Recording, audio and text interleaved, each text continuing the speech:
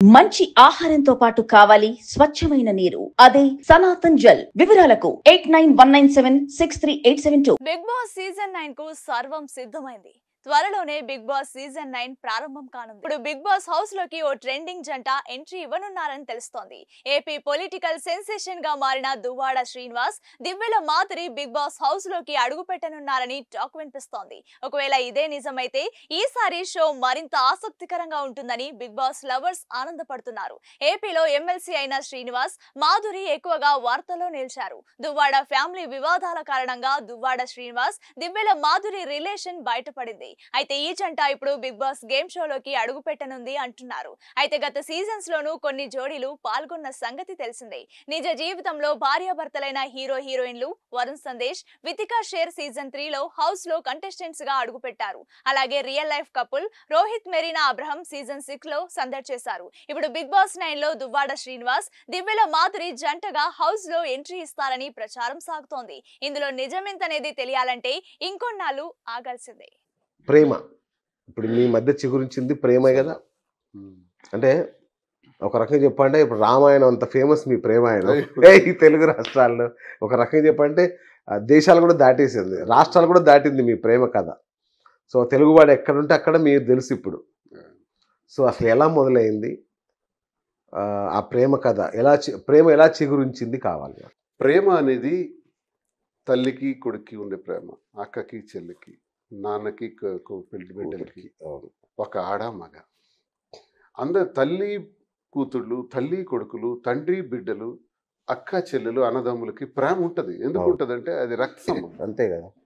అది ప్రేమ లేనిదే రక్త సంబంధానికి విలువ లేదు. కానీ ఇక్కడ ఏ సంబంధం ఉండదు. ఒక స్త్రీకి ఒక పురుషుడికి వాళ్ళిద్దరి మధ్య ఏముండాలి, ఏ సంబంధం ఉందని ప్రేమ ఉండాలి. అదే భగవంతుడి తాలూకా లీల. ఆ భగవంతుడి సృష్టిలో ఆ ప్రేమ అనే ఒక అంటే కెమికల్ సృష్టి ప్రారంభమే ప్రేమతో మొట్టమొదట వచ్చింది. ఈ ఆడమకుండే ప్రేమని వ్యాలంటైన్ మాట్లాడితే రోమ్ నగరం రాజు క్లాడియస్ దగ్గర నుంచి ఈ రోజు వరకు వ్యతిరేకించే వాళ్ళు ఉండొచ్చు కాక.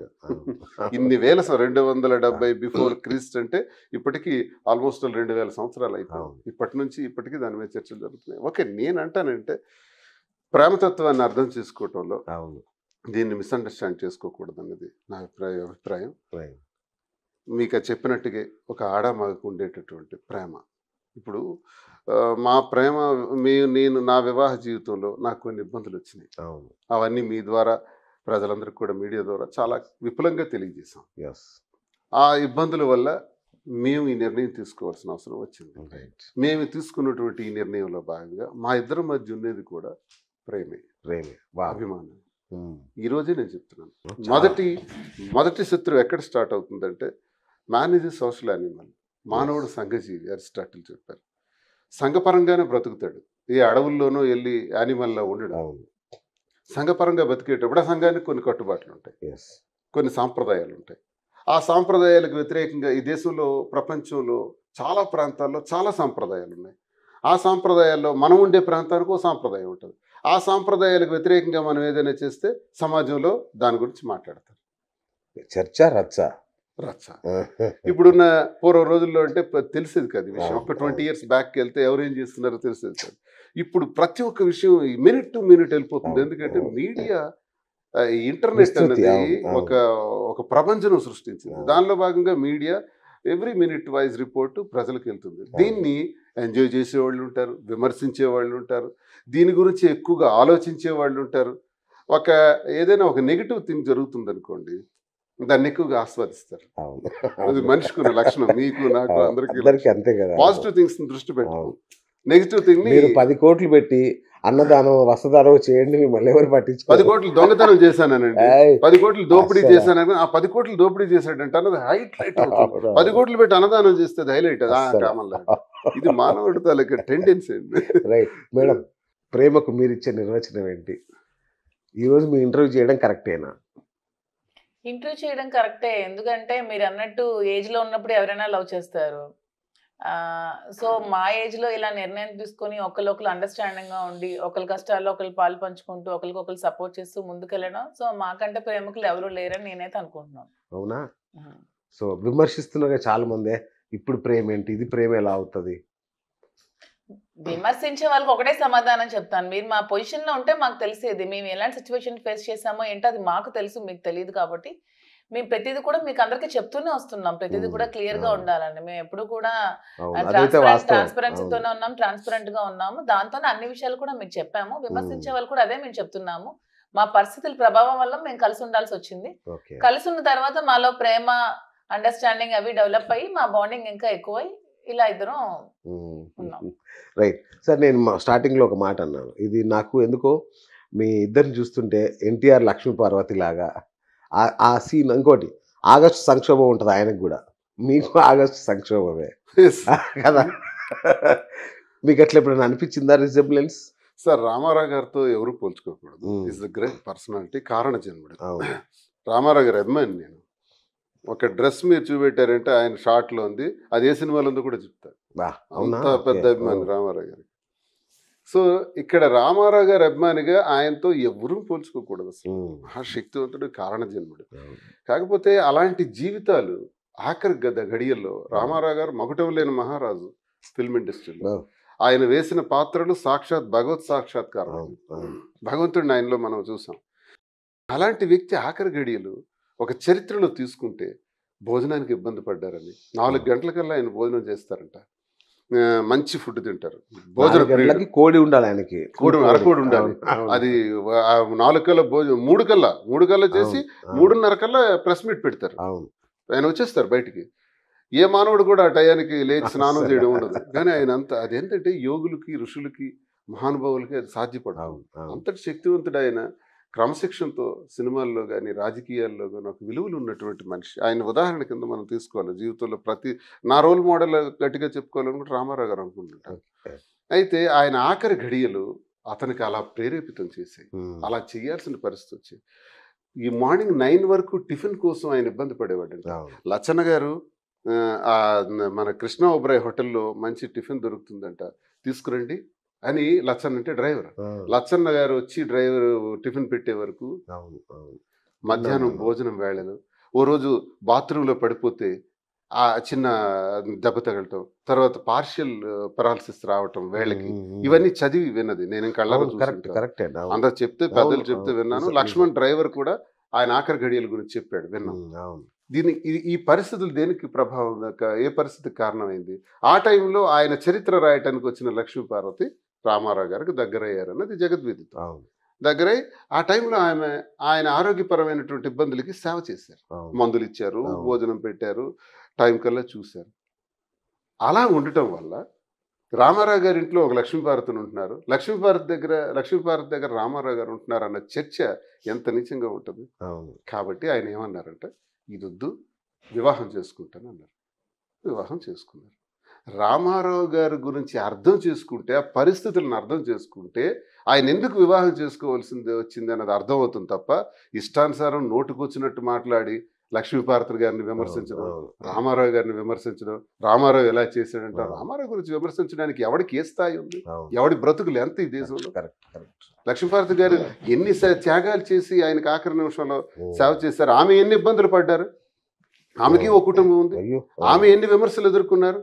అది తప్పది, నేను అది ఖండిస్తాను. అయితే రామారావు గారిలో మేం చేసామని నేను అనుకోను, ఎందుకంటే ఆయన మీరు చేశారని అనట్లా, అలాగే సీన్స్ అన్ని అలాగే కంపేర్ చేసుకోకూడదు, పెద్ద ఆయనతో మనం కంపేర్ చేసుకోకూడదు.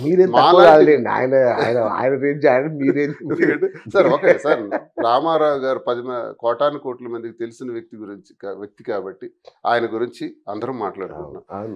ఎంతో కొంత ఒక 1% కొంత నేను కూడా పరిచయం ఉన్న వ్యక్తి, ప్రోటోకాల్లో ఉన్నాను కాబట్టి, ఎమ్మెల్సీగా ఉన్నాను కాబట్టి, ఒక ఎమ్మెల్సీ ఇలా చేయొచ్చా, సంఘ వ్యతిరేకమైంది కదా, సభ్య సమాజం తలదించుకునే విధంగా ఇలా ప్రవర్తించవచ్చు, ఆయన ఏం సందేశం ఇస్తున్నాడు అనేటప్పుడు, నా జీవితంలో కూడా నువ్వు వచ్చినటువంటి కుటుంబపరమైనటువంటి రాజకీయాల్లో అమ్మాయికి తీసుకొచ్చావు. మాధురి అనే అమ్మాయి అప్పటికే సర్వీస్ చేస్తూ సొసైటీకి ఒక భరతనాట్యం స్కూల్ పెట్టి ఫ్రీగా ఎడ్యుకేషన్ ఇస్తూ ఎంతోమంది అనాథలకి ఆసరాగా ఉంటూ రాజకీయాల్లో, నేను ఒక ఉమెన్స్ డే నాడు నాకు ఇన్వైట్ చేశారు. చేసేటప్పుడు all rich people, all class people, all ఒక స్టేటస్ ఉన్నటువంటి వాళ్ళు 2000 మందితో ఈమె కార్యక్రమం చేశారు. ఆ కార్యక్రమం చూస్తే నాకు చాలా ఆశ్చర్యం వేసింది. ఇన్ని వేల మంది పిలుపుతో వచ్చారు కదా. అలాగే సర్వీస్ కూడా ఇంతగా చేస్తుంది కదా. ఒక బిడ్డకి ఎవరో ఒక తల్లి కనేసి ముళ్ళ పొదల్లో పడేస్తే ఆ బిడ్డని పెంచి పోషించి ఇంటర్మీడియట్ చదువుకునే స్థాయికి తీసుకొస్తే ఆ బిడ్డ నాకు కలిసి ఒకరోజు యూనిఫారంకి డబ్బులకి చదవటానికి కొంచెం హెల్ప్ చేయండి సార్ అంటే తప్పకుండా చేస్తానమ్మా అంటే ఆమె చరిత్ర అప్పుడు నాకు మాధురి చేసిందని నాకు అర్థమైంది. అంటే ఇలాంటి సర్వీస్ మైండ్ ఉన్నోళ్ళు ఎందుకు రాజకీయాల్లో ఉండకూడదు, మనం ఎందుకు ప్రోత్సహించకూడదు? ఈమె ఓట్ బ్యాంక్ మనకు పార్టీకి ఉపయోగపడుతుంది కదా అని ఆలోచించి మేమే రాజకీయాల్లో తెచ్చాం. ఆమెకి యాక్టివ్ చేసాం. యాక్టివ్ చేసిన తర్వాత ఆమె యాక్టివ్గా పనిచేసుకుని పోతుంది, పార్టీకి ఉపయోగపడుతుంది. దాన్ని స్వార్థంగా మా ఇంట్లోనే వాడుకోవటం జరిగింది. ఈమెకి నాకు రిలేషన్స్ పెట్టారు. ఆ రిలేషన్స్ పెట్టడం వల్ల ఆమె కుటుంబంలో కన్నవారు అత్తవారి దగ్గర ఆమె తీవ్రమైన ఇబ్బందులు ఎదుర్కోవాల్సి వచ్చింది.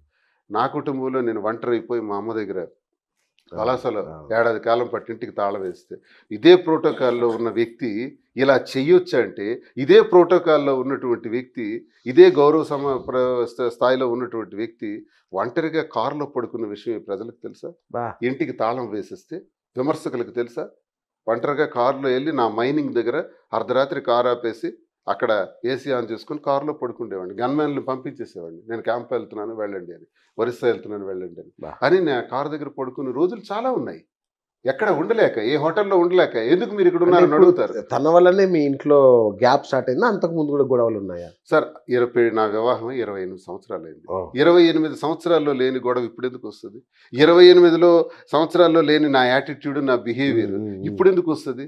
ఇది కావాలని స్వార్థం కోసం, రాజకీయ స్వార్థం కోసం, ఆ ఎమ్మెల్యే టికెట్ కావాలన్నటువంటి ఆకాంక్షతో మా ఇంట్లో జరిగినటువంటి గొడవ.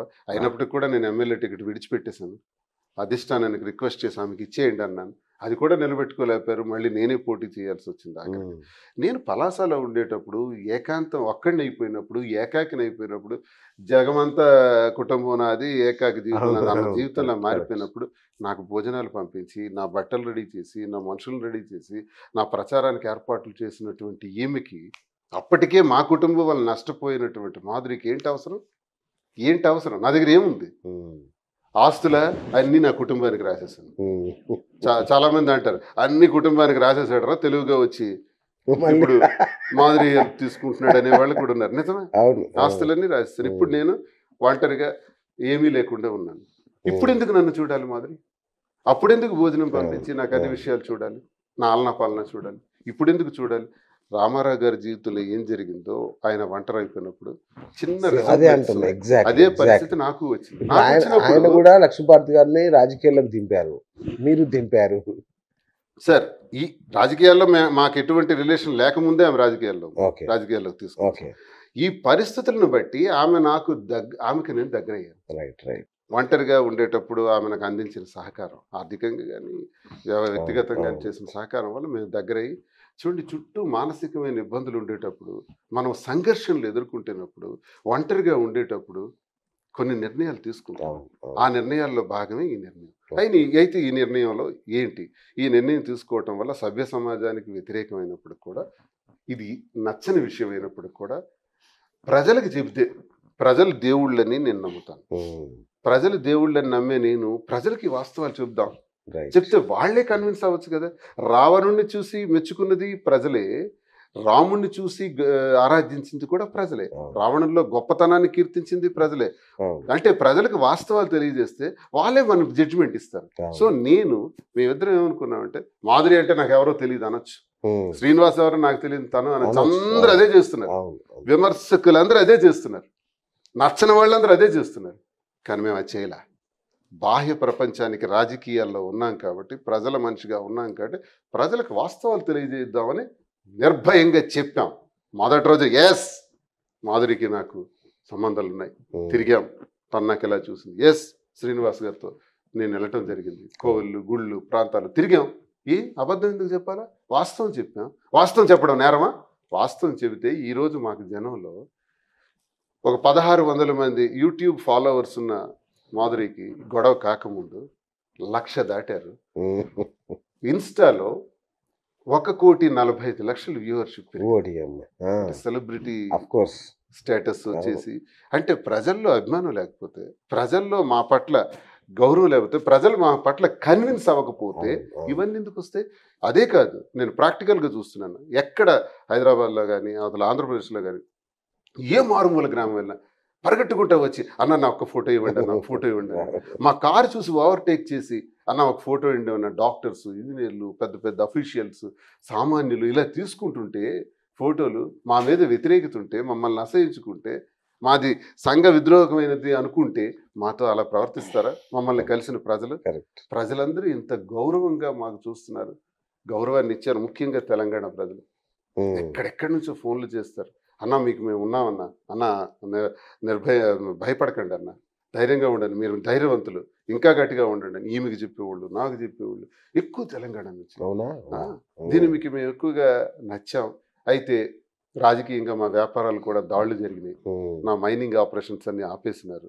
అలాగే నేను పోర్టు నడిపించడంలో కొన్ని పెట్టుబడులు పెట్టాను, అదొక 11 కోట్ల రూపాయలు, మొత్తం 61 కోట్ల రూపాయలు ఈ గవర్నమెంట్ వచ్చిన సాయంత్రమే 4వ తారీఖు రిజల్ట్ వచ్చి దాని సాయంత్రానికి దెబ్బ కొట్టాను. ఈ దెబ్బలతో ఏం చేయాలా చూస్తే ఆస్తులన్నీ రాసేసినాను. మేమిద్దరం ఉన్నాం, మాకు పిల్లలు ఉన్నారు, మా ఇద్దరికి కలిపి 5గురు పిల్లలు అనుకుంటున్నాం. మేము 2 ఇష్యూస్ మీద, పాయింట్స్ మీద చాలా క్లారిటీగా ఉన్నాం. నెంబర్ 1, పిల్లలకి ఎటువంటి నష్టం రాకూడదు. పిల్లలు సభ్య సమాజంలో గౌరవంగా, హుందాగా, ఏ లోటు లేకుండా, ఆర్థికంగా అన్ని రకాలుగా వాళ్ళు బాగుండాలని మేము నిర్ణయం తీసుకున్నాం. ఆ నిర్ణయంలో భాగంగా పిల్లలు మిమ్మల్ని ఇష్టపడట్లేదు, ఇష్టపడని పడకపోదు మా బాధ్యత, మా ఇద్దరు బాధ్యత. మా ఇద్దరు బాధ్యతతో నేను అది నిర్ణయించుకున్నాను. నెంబర్ 1. నెంబర్ 2, ప్రజలు. ఈ ఊపిరి ఉన్నంత వరకు ప్రజలే నా ఊపిరి, ప్రజలతో ఉండడమే నా జీవితం. కాబట్టి ప్రజల్ని చచ్చే ఆఖరి క్షణం వరకు విడిచిపెట్టను. నాతో పాటు మాధురి, మేమిద్దరం కలిసి ప్రజా జీవితాన్ని కూడా నడపాలి. ఈ 2 ప్యారలల్గా బ్యాలెన్స్ చేయాలంటే మాకున్న పెట్టుబడులు ఏమాత్రమైతే కొంచెం మిగిలి ఉంటాయో వాటిని తీసుకొచ్చి ఒక వ్యాపార రంగంలో పెట్టాలని ఆలోచించే ఈరోజు హైదరాబాద్ని ఒక వేదికగా తీసుకొని హైదరాబాద్లో ఏదైనా చేస్తే సక్సెస్ అవుతాం. హైదరాబాద్లో చేస్తే ప్రజల మద్దతు ఉంటుంది. హైదరాబాద్లో చేస్తే ఒక బ్రాండింగ్ వస్తుంది. సో ఇక్కడ చేస్తే 2 రాష్ట్రాలకి తెలుస్తుంది. ముందు వైజాగ్ అనుకున్నాం, కానీ ఇక్కడికే వచ్చి ఏం చేద్దామని ఆలోచిస్తే మాధురికి సిల్క్స్లో చాలా ఎక్స్పీరియన్స్, వాస్ట్ ఎక్స్పీరియన్స్. తన చీరలకి చాలా ఫ్యాన్స్ జనాలు.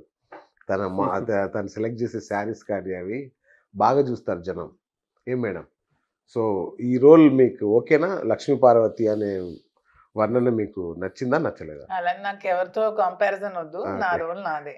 అంటే సేమ్ అలాగే ఉంది, మరి దీన్ని ఎక్కడ తీసుకెళ్తారో కూడా గొప్పదే అనుకుంటున్నాను నేను, ఎవరితో కంపేర్ చేసుకోవాలనుకోవట్లేదు. సూపర్. అయితే మాకు ఒకటి చెప్పండి మేడం, మీరు అన్న వశీకరణ విద్యలు అలాంటి అన్న ప్రాక్టీస్ చేశారా? ఎందుకు అలా అనిపిస్తుంది మీకు? అంటే శ్రీనివాస్ గారిని, ఆయన మేరునగర్ ధీరుడు లాంటి వ్యక్తిని మీ వెనకాల అలా తిప్పుకుంటున్నారే, ఏం చేశారు? ఆ మ్యాజిక్ ఏంటో చెప్తే పాప చాలా మంది లేడీస్ భర్తలు పట్టించుకోక ఇబ్బందుల్లో ఉన్నారు, వాళ్ళకి కొంచెం మంచి చేసిన వాళ్ళు అవుతారు మీరు. ఏమీ లేదు, ఏదైనా ప్రేమతో సాధించవచ్చు అంతే. అంతకు మించి మనం ఏ మగాడిని కూడా బెదిరించి అదిరించి మన దగ్గర పెట్టుకోలేం. ఎవరినైనా సరే ప్రేమతో సాధించవచ్చు. నేను ప్రేమతోనే శ్రీనివాస్ గారిని సాధించాను అనుకుంటున్నాను. అయితే మీ విమర్శకులకు ఒక కామెంట్ చేశారు ఈ పాయింట్ మీద. వాళ్ళకు ఒకటి ఉంది ఏంటంటే, ఇదే ప్రేమతో మీరు మీ హస్బెండ్, ఇదే ప్రేమతో ఆయన వాళ్ళ వైఫ్ని వాళ్ళు చేరుకొని ఉంటే కథ ఇంత దూరం వచ్చేది కాదు కదా అని ఒక డైలాగ్ విన్నాను నేను. దానికి ఏం చెప్తారు? ప్రేమ అనేది ఇరువర్గాల మధ్యలో ఉండాలి. మనం ప్రేమిస్తే వాళ్ళు ప్రేమించాలని లేదు. ఇప్పుడు నేను ప్రేమించాను, అతను ప్రేమించలేదు. ఇతను ప్రేమించారు, ఆమె ప్రేమించలేదు. నేను ప్రేమించాను, ఇతను స్పందించారు, అతని ప్రేమకు నేను స్పందించాను. ఇప్పుడు నేను ఇంటికి వెళ్ళగానే ఇప్పుడు ఇంటికి వెళ్ళాలా, తలకాయ నొప్పి స్టార్ట్ అవుద్ది, గొడవలు, ఆర్గ్యుమెంట్స్, కామెంట్స్, విమర్శలు, లేనిపోనివన్నీ పెట్టి నాకు ఇబ్బంది స్టార్ట్ అవుతుంది. షూ ఇలా ఎప్పగానే గొడవ స్టార్ట్ అవుతుంది. మళ్ళీ ఇంటి నుంచి బయటకు వచ్చేటప్పుడే నేను ఫ్రీగా ఉంటాను. ఇంటి బయట ఎవడైతే ఫ్రీగా ఉంటాను అనుకుంటాడో, ఇంట్లో ఎవరైతే నాకు ఇబ్బందిగా ఉంటది అని అనుకుంటాడో వాడి జీవితం నరకం. నా లాంటి వాళ్ళు చాలా మంది ఉన్నారు, కోటాను కోట. పాపం ఇబ్బంది పడుతున్నారు, అడ్జస్ట్ అవుతున్నారు. నేను అడ్జస్ట్ అయ్యాను, కానీ విషయాన్ని బయటికి తీసుకొచ్చింది మా కుటుంబం. ఎప్పుడైతే బయటకు తెచ్చారో నేను వాస్తవాలు మాట్లాడక తప్పలేదు, ఈ నిర్ణయాలు తీసుకోక తప్పలేదు. ఇప్పుడు తను పొలిటికల్ గా అంత అంబిషన్ ఎలా వచ్చిందండి? అంటే మీరు ప్రోత్సహించారా? చిన్న చూపండి. భర్త అంటే సార్ పొలిటికల్ అంబిషన్ ఉండొచ్చు. ఇప్పుడు నేను కాదు ఈమె ఎమ్మెల్యే అవుతారంటే అవ్వచ్చు, నేను ప్రోత్సహిస్తాను. ఏదైనా ప్రేమలో చేయాలండి. ఇప్పుడు నేను కావాలంటే అతను నాకు ఇస్తారు, నన్ను ఎంకరేజ్ వాణికి నేను టికెట్ విడిచిపెట్టాను కదా, విడిచిపెట్టే చెప్తున్నాను కదా. అధిష్టానానికి రిక్వెస్ట్ చేసి వద్దు నేను పోటీ చేయను, ఆమెకి ఇచ్చేయండి అన్నాను కదా. నేను ఆ త్యాగం లేక కాదు. నేను అన్నది ఏంటంటే సార్, ఈర్ష్య, అసూయ, ద్వేషాలు ప్రేమికుల మధ్య ఉండకూడదు. అది ఉంటే అది ప్రేమ కాదు. అది కేవలం ఆధిపత్యం అనేది జరుగుతుంది. ఆధిపత్య పోరు భార్యాభర్తల మీద ఉండడం ఏంటి? అది కూడా ప్రేమ వివాహమా? వాణి గారిది లేదు, దగ్గర చుట్టాలి. సో ఇది ఇది ఏదైనా సార్, ప్రేమ వివాహం అని, అరేంజ్డ్ మ్యారేజ్ అని, వాళ్ళ మధ్య ఉండవలసింది ప్రేమ. ఈర్ష్య, ద్వేష, అసూయలు ఉండకూడదు. చిన్న చూపు ఉండకూడదు. భర్త అంటే భర్త ఆటో రిక్షా వాడే అవ్వచ్చు, ఆటో చేసేవాడు అవ్వచ్చు, అంబానీ అంత స్థాయి వాడవచ్చు. కానీ భర్తకు ఉండవలసింది గౌరవం. కానీ నువ్వెంత, నీ బ్రతికెంత, మా వల్ల నువ్వు వచ్చావు, నువ్వు లుంగి షర్ట్ గడివి, మేము భోజనం పెట్టాం, మా వల్లే నువ్వు బ్రతికావు, ఈ మాటలు భార్య అనొచ్చా? నీ తల్లి ఎవరు? నీ తల్లి నీకు ఇష్టం వచ్చినట్టు తల్లిని తిట్టొచ్చా? ఇవి నేను ఎంత భరించానో ప్రజలకు తెలుసా? నేను ఆ కష్టాలని 28 సంవత్సరాలు ఎంత నా గుండెల్లో దాచుకున్నానో తెలుసా? ఇవన్నీ భరించి ఎప్పుడైతే తను బరస్ట్ అయిందో, నేను బరస్ట్ అవ్వాలి అప్పటికి కూడా. అవును, తాను బరస్ట్ అవ్వకపోతే మాదిరి ఇంట్లో మాదిరి ఉంటారు, మా ఇంట్లో నేను ఉంటాను అంతే. కానీ తనే ఇష్యూ చేశారు. ప్రజలకు, కార్యకర్తలకు, అధిష్టానం వద్దకు తీసుకెళ్లి కంపు చేయటం వల్ల మరెందుకని వాస్తవాలు చెప్పాం. మా ఇద్దరు మనుషులు కలిసే ప్రేమతో ఈరోజు ఉన్నాం. నేను ఏదైతే అక్కడ కోల్పోయానో ఇప్పుడు ఇక్కడ పొందుతున్నాను. నాకు ఏం కావాలండి? నాకు 58 years, ఆమె 34. కనపడట్లేదు, అస్సలు కనపడట్లేదు నిజంగా. నేను ఫిజిక్ మెయింటైన్ చేస్తాను. మామూలుగా కాదండి. నేను ఏమనుకున్నాను, సీరియస్ గా 48 ఉంటాయేమో అనుకున్నాను. 47, 48 ఉంటాయి అనేది నేను అనుకున్నాను. 30 years నుంచి నా వెయిట్ 72 kgs. ఎప్పుడు limited food and diet and maintain చేస్తాను. ప్రశాంతంగా ఉంటాను. 100 కోట్లు లాస్ వచ్చిందంటే ఒక్క నిమిషం కూడా ఆలోచించను. పోతే పోనీ నెక్స్ట్ ఎలా అదే 100 కోట్లు రికవర్ చేసుకోవడానికి నేనేం చేయాలి, ఎలా ఆలోచిస్తాను. నా మైండ్ కి ఒక యంత్రంలా పనిచేసేటట్టు ప్లాన్ చేస్తాను తప్ప డిప్రెషన్ లోకి వెళ్ళను. నాకు వచ్చిన కష్టాలకు ఉరేసుకుని చావాలి. పొలిటికల్ గా గానీ, కుటుంబ పరంగా గానీ ఉరేసుకుని పొలిటికల్ కెరీర్ 20 years. 25 సంవత్సరాల జీవితంలో 18 సంవత్సరాలు అపోజిషన్ పాత్ర, ఉద్యమాలు చేశాను, కేసులు పడ్డాను. 18 కేసులు, 7 మర్డర్ కేసులు, జైల్లో 62 రోజులు ఉన్నాను. నన్ను పాదయాత్ర చేశాను. ప్రజా జీవితం 25 సంవత్సరాల్లో 18 సంవత్సరాలు ప్రతిపక్ష పాత్ర, 5 సంవత్సరాలు మాత్రమే. రాజశేఖర రెడ్డి గారు నాకు జిల్లా పరిషత్ వైస్ చైర్మన్ చేస్తే 2 సంవత్సరాల తర్వాత రిజైన్ చేస్తాను. ఒక విషయంలో నాకు ధర్మాన ప్రసాద్ గారికి డిస్కషన్ వచ్చి రిజైన్ చేసి పెట్టాను. అధికారమే అనుకుంటే నాకు రిజైన్ చేయవలసిన అవసరం ఏంటి? ఇప్పుడు ఎమ్మెల్సీగా జగనన్న దయ వల్ల ఇప్పుడు నేను చూస్తున్నాను. ఇదేంటంటే నేను అధికారం కోసం నేను ఎప్పుడు ప్రాధేయపడలా. ప్రజలతో ఉండడానికి ఇష్టపడతాను, ప్రజా గొంతై మాట్లాడడానికి ఇష్టపడతాను. ఎవరికి భయపడను. అడగాలనుకుంటే కొండ బద్దలు కొట్టినట్టు పాయింట్ బ్లాంక్గా అడుగుతాను. అటు పవన్ కళ్యాణ, చంద్రబాబు నాయుడు, ఇంకో కూడా నాకు అనవసరం. నన్ను ఏమైనా చేయాలనుకుంటే చేసుకోవచ్చు. వ్యాపారాలు ఆపారు, అరెస్టులు చేస్తారు, కేసులు పెడతారు. ఇప్పుడు కూడా నా మీద కేసులు పెట్టారు ఈ గవర్నమెంట్ లో కూడా. అన్నింటికీ నేను సిద్ధమే. నాది ఒక రకమైన డైనమిక్ అప్రోచ్ ఉంటుంది. నేను ఆ మనసు కూడా నాది ప్రశాంతంగా పెట్టుకుంటాను కాబట్టి నా ఏజ్ కనపడదు. షాక్ ఇదైతే తెలుసా? ముందు ఇంత ఏజ్ ఉంటుందని తెలుసా మీకు? నేను కూడా ముందు ఎంత ఏజ్ మోసపోయారు కదా. నేను కూడా 40 లో ఉంటాను. అదే అనుకుంటున్నా, ఒక 48 లేవు. ఇప్పుడు కూడా నేను మరీ షాక్. నేనైతే 60కి దగ్గరలో ఉన్నారంటే ఇప్పుడు ఈమె వయసు గల అమ్మాయి నాతో ఎందుకు ఉండాలి? అవును, నాకు ఇప్పుడు ఇలాంటి వయసుగా చిన్న పిల్లలతో 40, 34, 30 సంవత్సరాల అమ్మాయితో నాకెందుకు ఇప్పుడు అవసరం?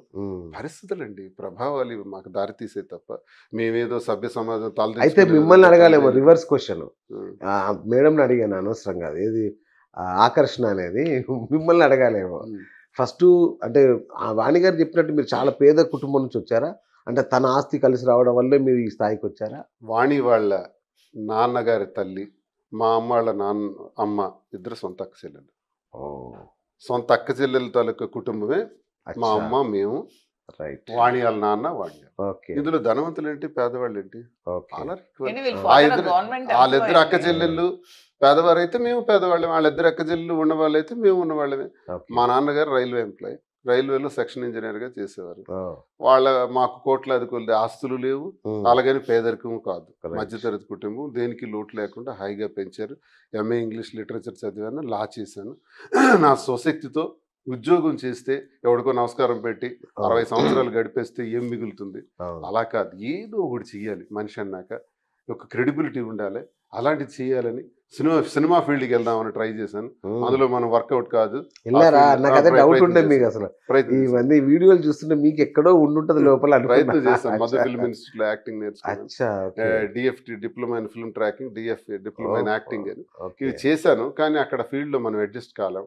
మనకున్న స్ట్రైట్ ఫార్వర్డ్నెస్ కి వాటికి కష్టం అక్కడ. ఆత్మాభిమానం చంపుకోవాలి. నేను ఏమాత్రం సెట్ కాను అనుకున్నాను. అవును. కట్ చేశాను. ఓకే. ఒక్క ఏడాదిలోనే డిసైడ్ అయిపోయాను. ఆ అచ్చా. తర్వాత విద్యారంగంలోకి వచ్చాను. ఆ, నేను 91లో నేను ఎంఏ పూర్తి చేశాను. పూర్తి చేసిన వెంటనే ట్యూటోరియల్స్ పెట్టాను. ఇంగ్లీష్ గ్రామర్ చెప్పడంలో నాకు చాలా ఇంట్రెస్ట్. ఇంగ్లీష్ చెప్పడంలో ఓకే. లిటరేచర్ కాబట్టి ట్యూటోరియల్స్ పెట్టాను. 3 మండలాల్లో 3 హెడ్ క్వార్టర్స్లో 3 జూనియర్ కాలేజెస్ పెట్టాను, ప్రైవేట్ జూనియర్ కాలేజెస్. అంటే 91, 92 నాటికి నా దగ్గర 650 మంది విద్యార్థులు. ఓకే. ఆ రోజుల్లో విద్యా సంస్థలు, ప్రైవేట్ విద్యా సంస్థలు ప్రారంభించడం కొత్తగా ఉండేది. నేను ప్రారంభించాను. అంటే అప్పుడు ఒక నలంద అలాంటివి ఉండేవి విజయవాడలో. అలాంటి కాలేజీలు ఉండిన రోజుల్లో నేను ప్రారంభించి 650 మంది, నా పెళ్ళయింది 94. 94కు 650 మంది విద్యార్థులు నా దగ్గర ఉంటే నేను లుంగి షర్ట్ గాడిని ఎలా అవుతారు? ఎలా అవుతాను? ఆ మాత్రం స్తోమత ఉన్నవాడిని అవుతాను కదా. విద్యాపరంగా కానీ, సంఘపరంగా కానీ, ఆర్థికంగా కానీ. సరే, మరో మాటకు కూడా వస్తాను. కొంతమంది విమర్శకులు అన్నట్టే లుంగి షర్ట్ గడిని అనుకుంటాం, తిండికి కూడా లేదే అని అనుకుంటాం. అయితే అలా అవమానపరుస్తారా? భర్తను అలా అవమానపరుస్తారా? అలాంటి మాటలు అంటారా? అలాంటి మాటలు అంటే ఎవడైనా భరించగలడా? ఉండడు కూడా కదా. భరించగలడు.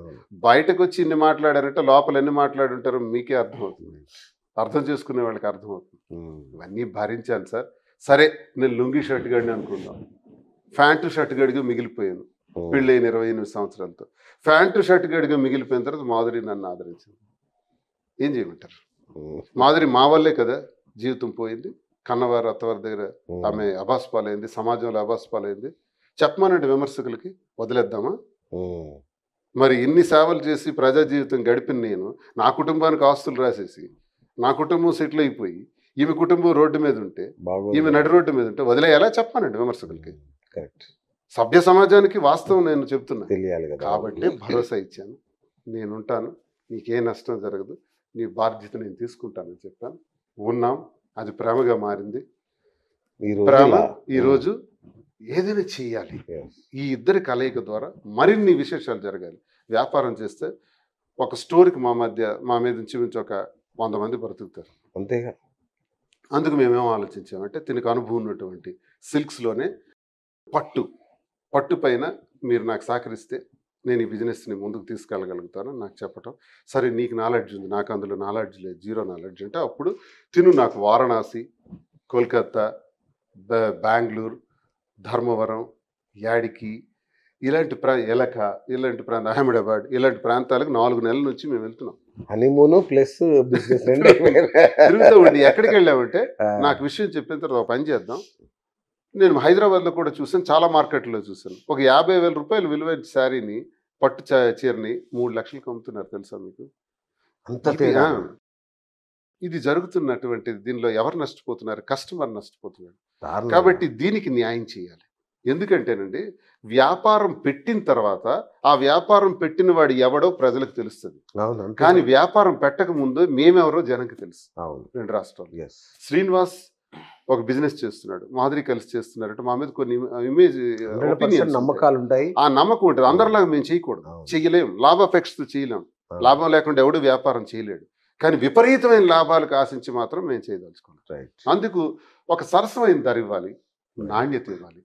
నాణ్యతే మా ప్రామాణికం, క్వాలిటీ ఈజ్ అవర్ ప్రిడామినెన్స్ అని మేము ఒక నిర్ణయం తీసుకొని, నాణ్యతే మా ప్రాధాన్యత, ప్రత్యేకత, సరసమైన ధర అనుకుని ఇది ఇవ్వాలంటే ఏం చేయాలా?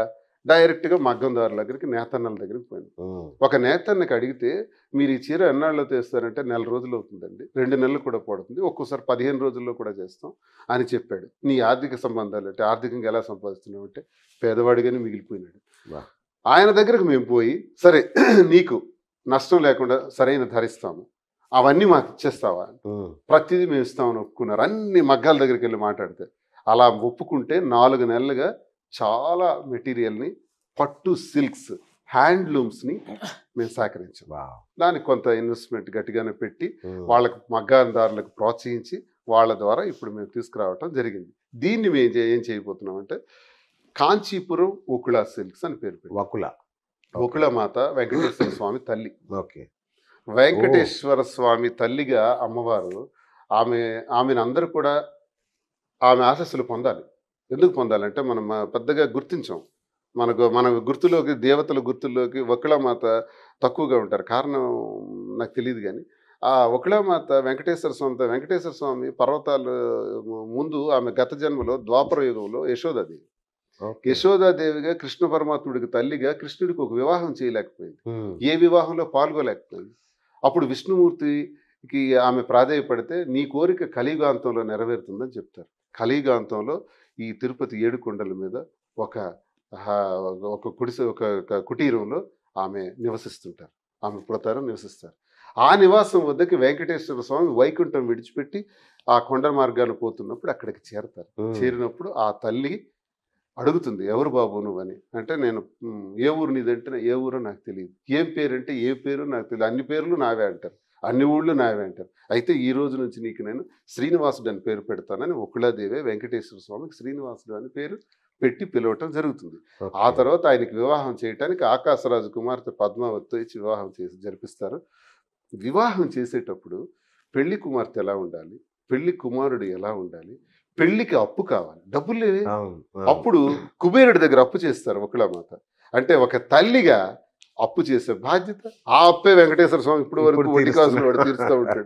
ఆ అప్పు తీరడం లేదు, తీరుస్తూ ఉంటారు.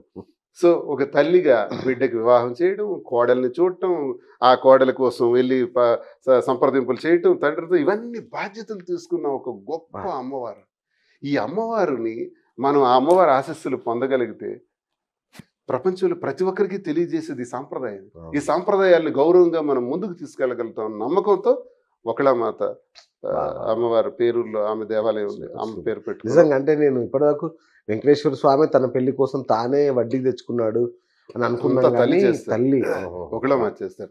అంత బాధ్యత గల అమ్మవారు తల్లి కాబట్టి ఆమె పేరు పెట్టుకుని చీరలు ప్రతి ఒక్కరికి పంపిణీ చేస్తే అందజేయగలిగితే మేలు జరుగుతుందని ఆశించి ఈ పేరు పెట్టాం. ఈ పేరునే వివిధ బ్రాంచెస్ కదా, హైదరాబాద్లో మరో 6 బ్రాంచెస్ వస్తాయి. బెంగళూరు కూడా ప్లాన్ చేస్తున్నాను. అలాగే విజయవాడ, రాజమండ్రి, కాకినాడ, విశాఖపట్నం కూడా ఒక 1 or 2 yearsలో ఎక్స్టెన్షన్స్ చేస్తాం.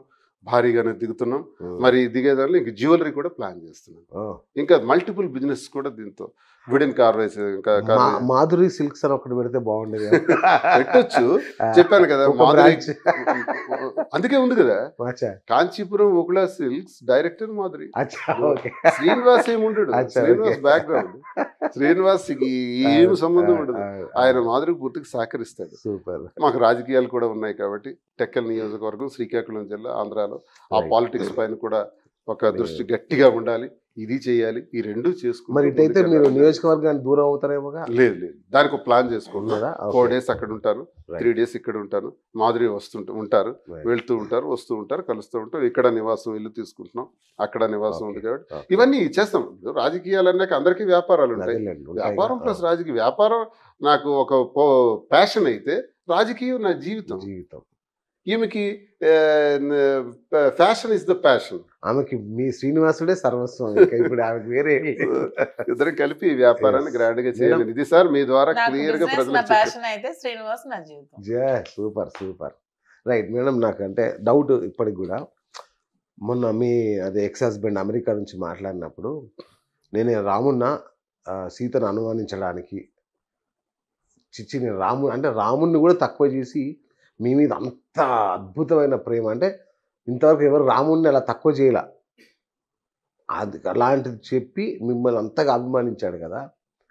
అంటే అంత గొప్ప ప్రేమను కూడా తృణీకరించి ఇటువైపు రావడానికి ఏం దోహదం చేసింది అసలు? అక్కడ ఏం జరిగింది? ఇప్పటికీ మీకు చాలా ఇంటర్వ్యూస్ లో క్లారిటీ ఇచ్చాను. వాణి ఏదైతే పిల్లల కోసం కామెంట్ చేసి, పిల్లలు శ్రీనివాస్ గారితో పుట్టిన పిల్లలు ఇలా మరి హస్బెండ్ తో కాదు DNA టెస్ట్లు చేయాలన్నప్పుడు అతను రెస్పాండ్ అయ్యి ఆ మాట చెప్పారు. చాలా ఇంటర్వ్యూలో క్లారిటీ ఇచ్చాను. అదే ఇప్పుడు మీ ఇంటర్వ్యూలో కూడా అదే చెప్తున్నాను. మా ఇద్దరి మధ్యలో ప్రేమ అంటే తను ఎప్పుడు కూడా ఫారెన్ లో ఉండేవాళ్ళు, తనకి ఎప్పుడు డబ్బు మనీ సంపాదన ఇదే ఇంపార్టెన్స్. నేను ఎప్పుడు ప్రేమ కోరుకునేదాన్ని. మీరెందుకు వెళ్ళలేదు మామూలుగా? నాకు ఎప్పుడు నాకు ఇండియానే ఇష్టం, నాకు ఫారెన్ కంట్రీస్ నాకు ఉండడం నాకు ఇష్టం. నేను ఒక 1 year 2 years వెళ్ళాను, నాకు నచ్చలేదు. నేను వచ్చి ఇండియాలోనే సెటిల్ అయిపోయాను. చాలా సార్లు రిక్వెస్ట్ చేశాను, ఇండియాలో వచ్చి ఉండిపోండి, ఫారెన్ లో వద్దు, నాకు ప్రేమ కావాలి, పక్కనే ఉండే హస్బెండ్ నాకు కావాలి, ఇలా దూరంగా ఉంటే నేను బ్రతకలేను. చాలా సార్లు నేను కంపల్ చేశాను, రిక్వెస్ట్ చేశాను, అయినా ఎప్పుడు కూడా తను వినలేదు. మ్యారేజ్ అయ్యి మాకు 10 years అయినా సరే 10 years మ్యారేజ్ లో తను మహా ఉంటే ఒక 4-5 months మాత్రమే మాతో ఉన్నారు. 10 years లో ఎప్పుడు ఇయర్ లో జస్ట్ 2 months మాత్రమే అతను మాతో ఉండేవాళ్ళు. మిగతా అంతా కూడా తను ఫారెన్ లోనే ఉండేవాళ్ళు. మేము చాలా రిక్వెస్ట్ చేసాం, ఈవెన్ పిల్లలు కూడా రిక్వెస్ట్ చేసేవాళ్ళు డాడీ ఇక్కడ ఉండండి అని. తనకి ఎప్పుడు కూడా మనీ సంపాదన ఇదే ఆలోచన. మీరు అన్నట్టు ప్రేమిస్తే ఒకరు ఇస్తే కాదు, ఇద్దరు ఇవ్వాలి. ఆ విధంగా మా మధ్యలో స్పేస్ ఉండేది. ఆ స్పేస్ ని ఇంకాస్త వాణి చెప్పుడు మాటలు అవి చెప్పి ఇంకొంచెం స్పేస్ ని పెంచింది. పెంచిన తర్వాత మీరు ఒకటి అన్నారు కదా, వాణి గారే నన్ను రాజకీయాల్లోకి తీసుకొచ్చారు అని. మరి ఇట్లా ఇదెందుకు ఇట్లా ఈ సడన్ గా ఎంతో మంది కార్యకర్తలు ఉంటారు కదా, మీకు తనకి ఎందుకు అంటగట్టాల్సి వచ్చింది? అది మేబీ మాధురి అంటే అప్పటికే అక్కడ మాధురి అంటే ఒక ఫేమ్ ఉంది, మాధురి అంటే ఒక బ్రాండ్ ఉంది, మాధురి అంటే ఒక మంచిగా ఒక ఒపీనియన్ ఉంది, నాకు ఫ్యాన్ ఫాలోయింగ్ ఉంది, టక్కల్లో అన్నీ ఉన్నాయి. సో మాధురినే బ్లేమ్ చేసి ఈజీగా జనాలు నమ్మడానికి బయట ప్రపంచానికి ఈజీగా ఉంటుంది, ఇంకెవరు అంత ఈజీగా ఉంటుంది. ఇప్పుడు ఎవరినో చూపిస్తే మీరు నమ్మరు. మాధురి అనగానే మీరు అందరికీ ఇంట్రెస్ట్ పుట్టింది, ఏంటి స్పెషల్, ఏంటి ఏంటి అని. సో ఆ విధంగానే మాధురినే చూపిస్తే ఇది ఈ స్క్రిప్ట్ బాగా వర్కౌట్ వాడుకుంది. తను ఫుల్ టైం పొలిటీషియన్ అండి గతంలో? నేనే పొలిటీషియన్ వరకే ఉండేది, కానీ ఆశ ఎక్కువ. అది ఎలాంటిదంటే నేను ఎమ్మెల్యే గెలుస్తాను అనుకుంటే ఆ టికెట్ తనకు కావాలి, ఓడిపోతాం అనుకుంటే వద్దు. వాతావరణాలు వ్యతిరేకంగా ఉంటే, బిజినెస్ పీక్స్ లో ఉన్నాయంటే తనకు ఉండాలి, బిజినెస్ డౌన్ అయిందంటే తనకు వద్దు. ఇలాంటి ఒక రకమైన టిపికల్ థింకింగ్. సొంత మేనమామనా బావ అవుతారు మరి ప్రపంచంలో ఇలాంటి వింత స్టోరీ ఎక్కడ ఉండదు. నాలాంటి స్టోరీలు ఉండొచ్చు, నాకు మా హస్బెండ్ కు ఉన్న స్టోరీలు చాలా ఉండొచ్చు, కానీ వీలాంటి స్టోరీ ఎక్కడ ఉండదు. భర్త బాగుంటే నేను బాగుంటాను, భర్త కొన్నింటికి తలొగ్గాలి, భార్య తలొగ్గాలి, ఇద్దరు ఏంటో ఒకటి అనుకోవాలండి. తన ఎమ్మెల్యే అయితే ఆటోమేటిక్ గా వైఫ్ ఎమ్మెల్యే వైఫ్ అవుతుంది, మోర్ దెన్ ఎమ్మెల్యే. నేను అవ్వాలి అనుకోవటంలో పొరపాటు, అయినా తన అవని అని నేను అనుకున్నాను. అవ్వాలి అనుకోవడంలో కూడా పొరపాటు లేదండి, తనని పతనం చేసి అవ్వాలనేది తప్పు. ఇది ఇంకా కొత్త స్టోరీ, భార్య భర్తల మధ్య ఇట్లా. నేను పతనం అయితే తను అవుతాను అనుకుంటే అవ్వాలనుకోవడం తప్పలేదు, కోరికలు ఉండొచ్చు, నాకు ఉండొచ్చు, ఎవరికైనా ఉండొచ్చు, కానీ అతన్ని నాశనం చేసి ఎదగాలనుకోవడం చాలా. వాళ్ళ ఫాదర్ కూడా ఒక ఎక్స్ఎంపీపీ. ఇప్పుడు మీరు అవునా ఎక్స్ఎంపీపీ అయినంత మాత్రం నేను ఎమ్మెల్యే ఎమ్మెల్సీ అయిపోను కదా. నా కష్టం, నా బాధ, నా పోరాటం ఇవన్నీ ఉన్నాయి కదా. మనిషి మీరు తిరుగుతున్నారు కదా, అంటే తను కూడా తిరిగేదా ఆ టైంలో? ఎప్పుడో కొన్ని మీటింగ్స్ నాతో పాటు వచ్చి మీతో పాటు రావడమే. ఎక్స్ఎంపీపీ పొలిటికల్ ఫ్యామిలీ అంటే మరి అతనే ఎందుకండి ఎమ్మెల్యే అవ్వలేదు? ఇవన్నీ కాకెంబుల్ కథలు, ఇవన్నీ కాకమ్మ కథలు. రాజకీయం ఇచ్చేస్తే రాదు. మరి వాళ్ళ ఫాదరే అతనే ఎక్స్ఎంపీ అయితే మరి వాడే ఎందుకు ఎమ్మెల్యే అవ్వలేదు? తనే ఎందుకు ఒక ఎంపీ మినిస్టర్ ఎందుకు అవ్వలేదు? శ్రీనివాస్ గారు ఎందుకు ఈ స్థాయికి వచ్చారు? రాజకీయం వ్యాపారం, ఇతని కష్టం, ఇతని కృషి. రాజకీయం గానీ వ్యాపారం గానీ వారసత్వంగా రాదు. మనకు దమ్ముంటే వస్తుంది, బెండు తెగిపోద్ది. అది ఎన్నో రోజులు నిమిషాలు కష్టం, అది ఆ కష్టం ద్వారా వస్తుంది రిజల్ట్. అంతేగాని ఊరికే నేను ఇచ్చేస్తాను, ఒకరిని ఎమ్మెల్యే చేస్తాను, ఎంపీ చేస్తామంటే మనం మరి జగన్ దాదాపు 12-13 ఏళ్ళు జనంలో ఇంటికి వెళ్ళకుండా ఉన్నాడు కాబట్టి సీఎం కాగలిగారు. రజనీకాంత్ ఒక సినిమాలో అంటారు సార్, కష్టపడందే ఏది రాదు, ఒకవేళ వచ్చినా నిలబడదు. ఒకవేళ ఆకతే సరదాగా వచ్చి ఎవడైనా ఎమ్మెల్యే అయిపోతే వాడు నిలబట్టారు, నెక్స్ట్ ఎలక్షన్ ఖతం. అదే కష్టపడి వచ్చేవాడు ఎమ్మెల్యే గెలకపోయినా పర్వాలేదు, జనంలో ఉంటాడు. Is the leader. ఎమ్మెల్యే అవటం వేరు, మంత్రి అవటం వేరు, లీడర్ అవటం వేరు. Jaganmohan Reddy is the leader, Chandrababu Naidu is the chief minister. Chief minister అవడానికి, లీడర్ అవడానికి చాలా తేడా ఉంటుంది. మరి మన ఎన్టీ రామారావు పిల్లలు ఎంతమంది అండి చీఫ్ మినిస్టర్లు అయిపోయారు? ఆయన రాజకీయ మరి వారసత్వం రామారావు గారు వాళ్ళ ఫ్యామిలీలో ఎంతమంది చీఫ్ మినిస్టర్స్ అయ్యారు? ఎవరైనా అయ్యారు అసలు? బాలకృష్ణ గారు సీఎం అవ్వాలనుకుంటున్నారు, అదే అంటున్నారు. రాజకీయం అనేది ఇస్తే రాదు, ఇంకా బిజినెస్ వస్తుంది, బిజినెస్ వస్తుంది, ఫాదర్ నుంచి పిల్లలకి ఇచ్చి టేకప్ చేయొచ్చు, కానీ పాలిటిక్స్ మాత్రం ఎప్పటికీ రాదు. అది ఎవరి కష్టం, ఎవరి కృషి, ఎవరి టాలెంట్ మాత్రం కాదండి. మీరు ఎప్పుడు చూసినా పేదవాళ్ళం అంటుంటారు. మీరు మేడం కూడా అంటే మేడమే డబ్బున్న వాళ్ళన్నీ ప్రొజెక్ట్ చేస్తారు. ఇప్పుడు దాదాపు 100 కోట్లతో ఈ బిజినెస్ వక్లా సిల్క్ స్టార్ట్ చేస్తున్నారు. ఎక్కడ ఈ డబ్బులన్నీ? అంటే నేను డబ్బులు సంపాదించలేదని చెప్పట్లా, నేను గ్రానైట్ వ్యాపారంలో చాలా పీక్స్ బిజినెస్ చేశాను. ఐకాన్ బ్రౌన్ అని ఒక కలర్ గ్రానైట్ కి నేను ఓనర్ గా ఉండేవాడు. వరల్డ్ క్లాస్ మెటీరియల్ అది. గ్రానైట్ లో ఆ కలర్ సప్లై చేయాలంటే డి శ్రీనివాస్ ఒక్కడే చేయాలి. ఒక 10 years చేశాను. యూరోపియన్ మార్కెట్ అంతా కూడా ఎక్స్పోర్ట్ చేశాను. పీక్స్ లో బిజినెస్ చేసాం. అలాగే ఇప్పుడు బ్లూ గ్రానైట్స్ ఇవన్నీ చేశాను. అవన్నీ కుటుంబానికి విడిచిపెట్టాను కదా. నా దగ్గర ఇప్పుడు ఏముంటుంది, అంత రాసేసాను. రాసినా కూడా మీరు ఇప్పుడు 100 కోట్లు బయటకు తీసారంటే ఎక్కడి నుంచి వచ్చారో ఒక డౌట్. ఎక్కువ ఇందులో ఇన్వెస్ట్మెంట్ అంతా మాధురిదే. అంతేనా? మాధురి తనకు నేను నా ప్రాపర్టీస్ అన్ని సేల్ చేసేసానండి. సేల్ చేసి ఎలాగైనా బిజినెస్ లో ఉండాలి. వైజాగ్ లో మంచి ప్రాపర్టీస్ సేల్ చేసాం. మీరు బాగా రిచా? రిచ్ అంటే మా ఫాదర్ వాళ్ళు ఫైనాన్షియల్ గా సెటిల్డ్, ఈవెన్ మా ఫస్ట్ హస్బెండ్ వాళ్ళు కూడా సెటిల్డ్. మా ప్రాపర్టీస్ నాకు ఉన్నాయి. నేను బిజినెస్ కూడా చేశాను. సో అవన్నీ కూడా ఈ బిజినెస్ కోసం సేల్ చేసి బిజినెస్ లోకి వచ్చాను. అంటే ఎలక్షన్ల కోసం, శ్రీనివాస్ గారు ఎలక్షన్ల కోసం దాదాపు 200 కోట్లు ఇచ్చారు మీరు. అంత ఇవ్వగలిగారంటే మామూలు విషయం కాదు. నేను అంత 200 కోట్లు ఇవ్వలేదండి, జస్ట్ అదే 2.5 కోట్లే. నేను అదే అన్నాను, 2.5 కోట్లు. 200 కోట్లు పెడితే ఆయన సీఎం అయిపోయాడు. సో ఎక్కడ మీకు అంత డబ్బులు? ముందు నుంచి పేరెంట్స్ నుంచి బిజినెస్ ఉన్నాయి. ఫాదర్ రియల్ ఎస్టేట్ అపార్ట్మెంట్స్ అవి కన్స్ట్రక్షన్ చేస్తూ ఉంటారు. బ్యాంక్స్ ఉన్నాయి, వ్యాపారాలు ఉన్నాయి, అన్ని ముందు నుంచి సెటిల్డ్. Okay okay. ముందు యాన్సెస్ట్రల్ ప్రాపర్టీస్ ఇప్పుడు నాకు వచ్చినవే నేను ఇప్పుడు సేల్ చేసి బిజినెస్ లో. ఇప్పుడు బిజినెస్ లో కూడా మా దగ్గర మూలధనం లేదు, అన్ని అమ్మేసాం అంతే. శ్రీనివాస్ గారు వెల్ సెటిల్డ్ అండి, ఫైనాన్షియల్ గా వెల్ సెటిల్డ్, కానీ అన్ని తనకి ఇచ్చేసి వచ్చేసారు సార్ అన్నట్టు. అన్ని ఇప్పుడు అతను ఆమె చెప్పిన చొక్కా ప్యాంట్ ఇప్పుడు వచ్చారు, అన్ని ఇచ్చేసి ప్యాంట్ షర్ట్ ఇప్పుడు వచ్చారు, అప్పుడు కాదు. అప్పుడు తను సంపాదించుకున్నారు, కాలేజీలు పెట్టుకున్నారు, వెల్ సెటిల్డ్ అయ్యాడు. ఇతన్ని చూసి ఇతను ఉంటే మనకి బాగుంటుంది, ఇతను టాలెంటెడ్ అని ఇతన్ని చూసి ఆమె లవ్ చేసి పెళ్లి చేసుకున్న తర్వాత ఇతను ఎప్పుడు కూడా ఎవరిని ఇష్టపడి పెళ్లి చేసుకోలేదు. వాళ్ళు బలవంతం పెట్టి ఆమె లేచిపోయి వీళ్ళ ఇంటికి వచ్చి మరి ఇతనే కావాలని చెప్పి పెళ్లి చేసుకుంది. అవునా? వీళ్ళ మదర్ కి ఇష్టం లేదు, వీళ్ళ మదర్ అసలు ఒప్పుకోలేదు, వీళ్ళ మదర్ కి ఇష్టం లేదు. ఆమె యాటిట్యూడ్ వీళ్ళ మదర్ కి ముందు నుంచి తెలుసు, దీనికి వార్న్ చేసింది, వద్దని చెప్పింది. మరి అప్పటికి అతను ప్రెజర్ తట్టుకోలేక మ్యారేజ్ చేసుకున్నారు. ఇతను అంచెలంచెలుగా ఎదిగారు, వ్యాపారాలు చేశారు, అన్ని ఇండిపెండెంట్ గా చేశారు, సొంతగా చేశారు, సొంతగా రాజకీయాల్లో ఎదిగారు. తిని ఇండిపెండెంట్ గా స్వయం శక్తితోనే ఇంతవరకు వచ్చారు. వచ్చి సంపాదించుకున్న ఆస్తి మొత్తాన్ని ఆమెకి ఇచ్చేసి, ఆమె పిల్లలకి ఇచ్చేసి అలా కట్టుబడులతో ఇతను వచ్చారు.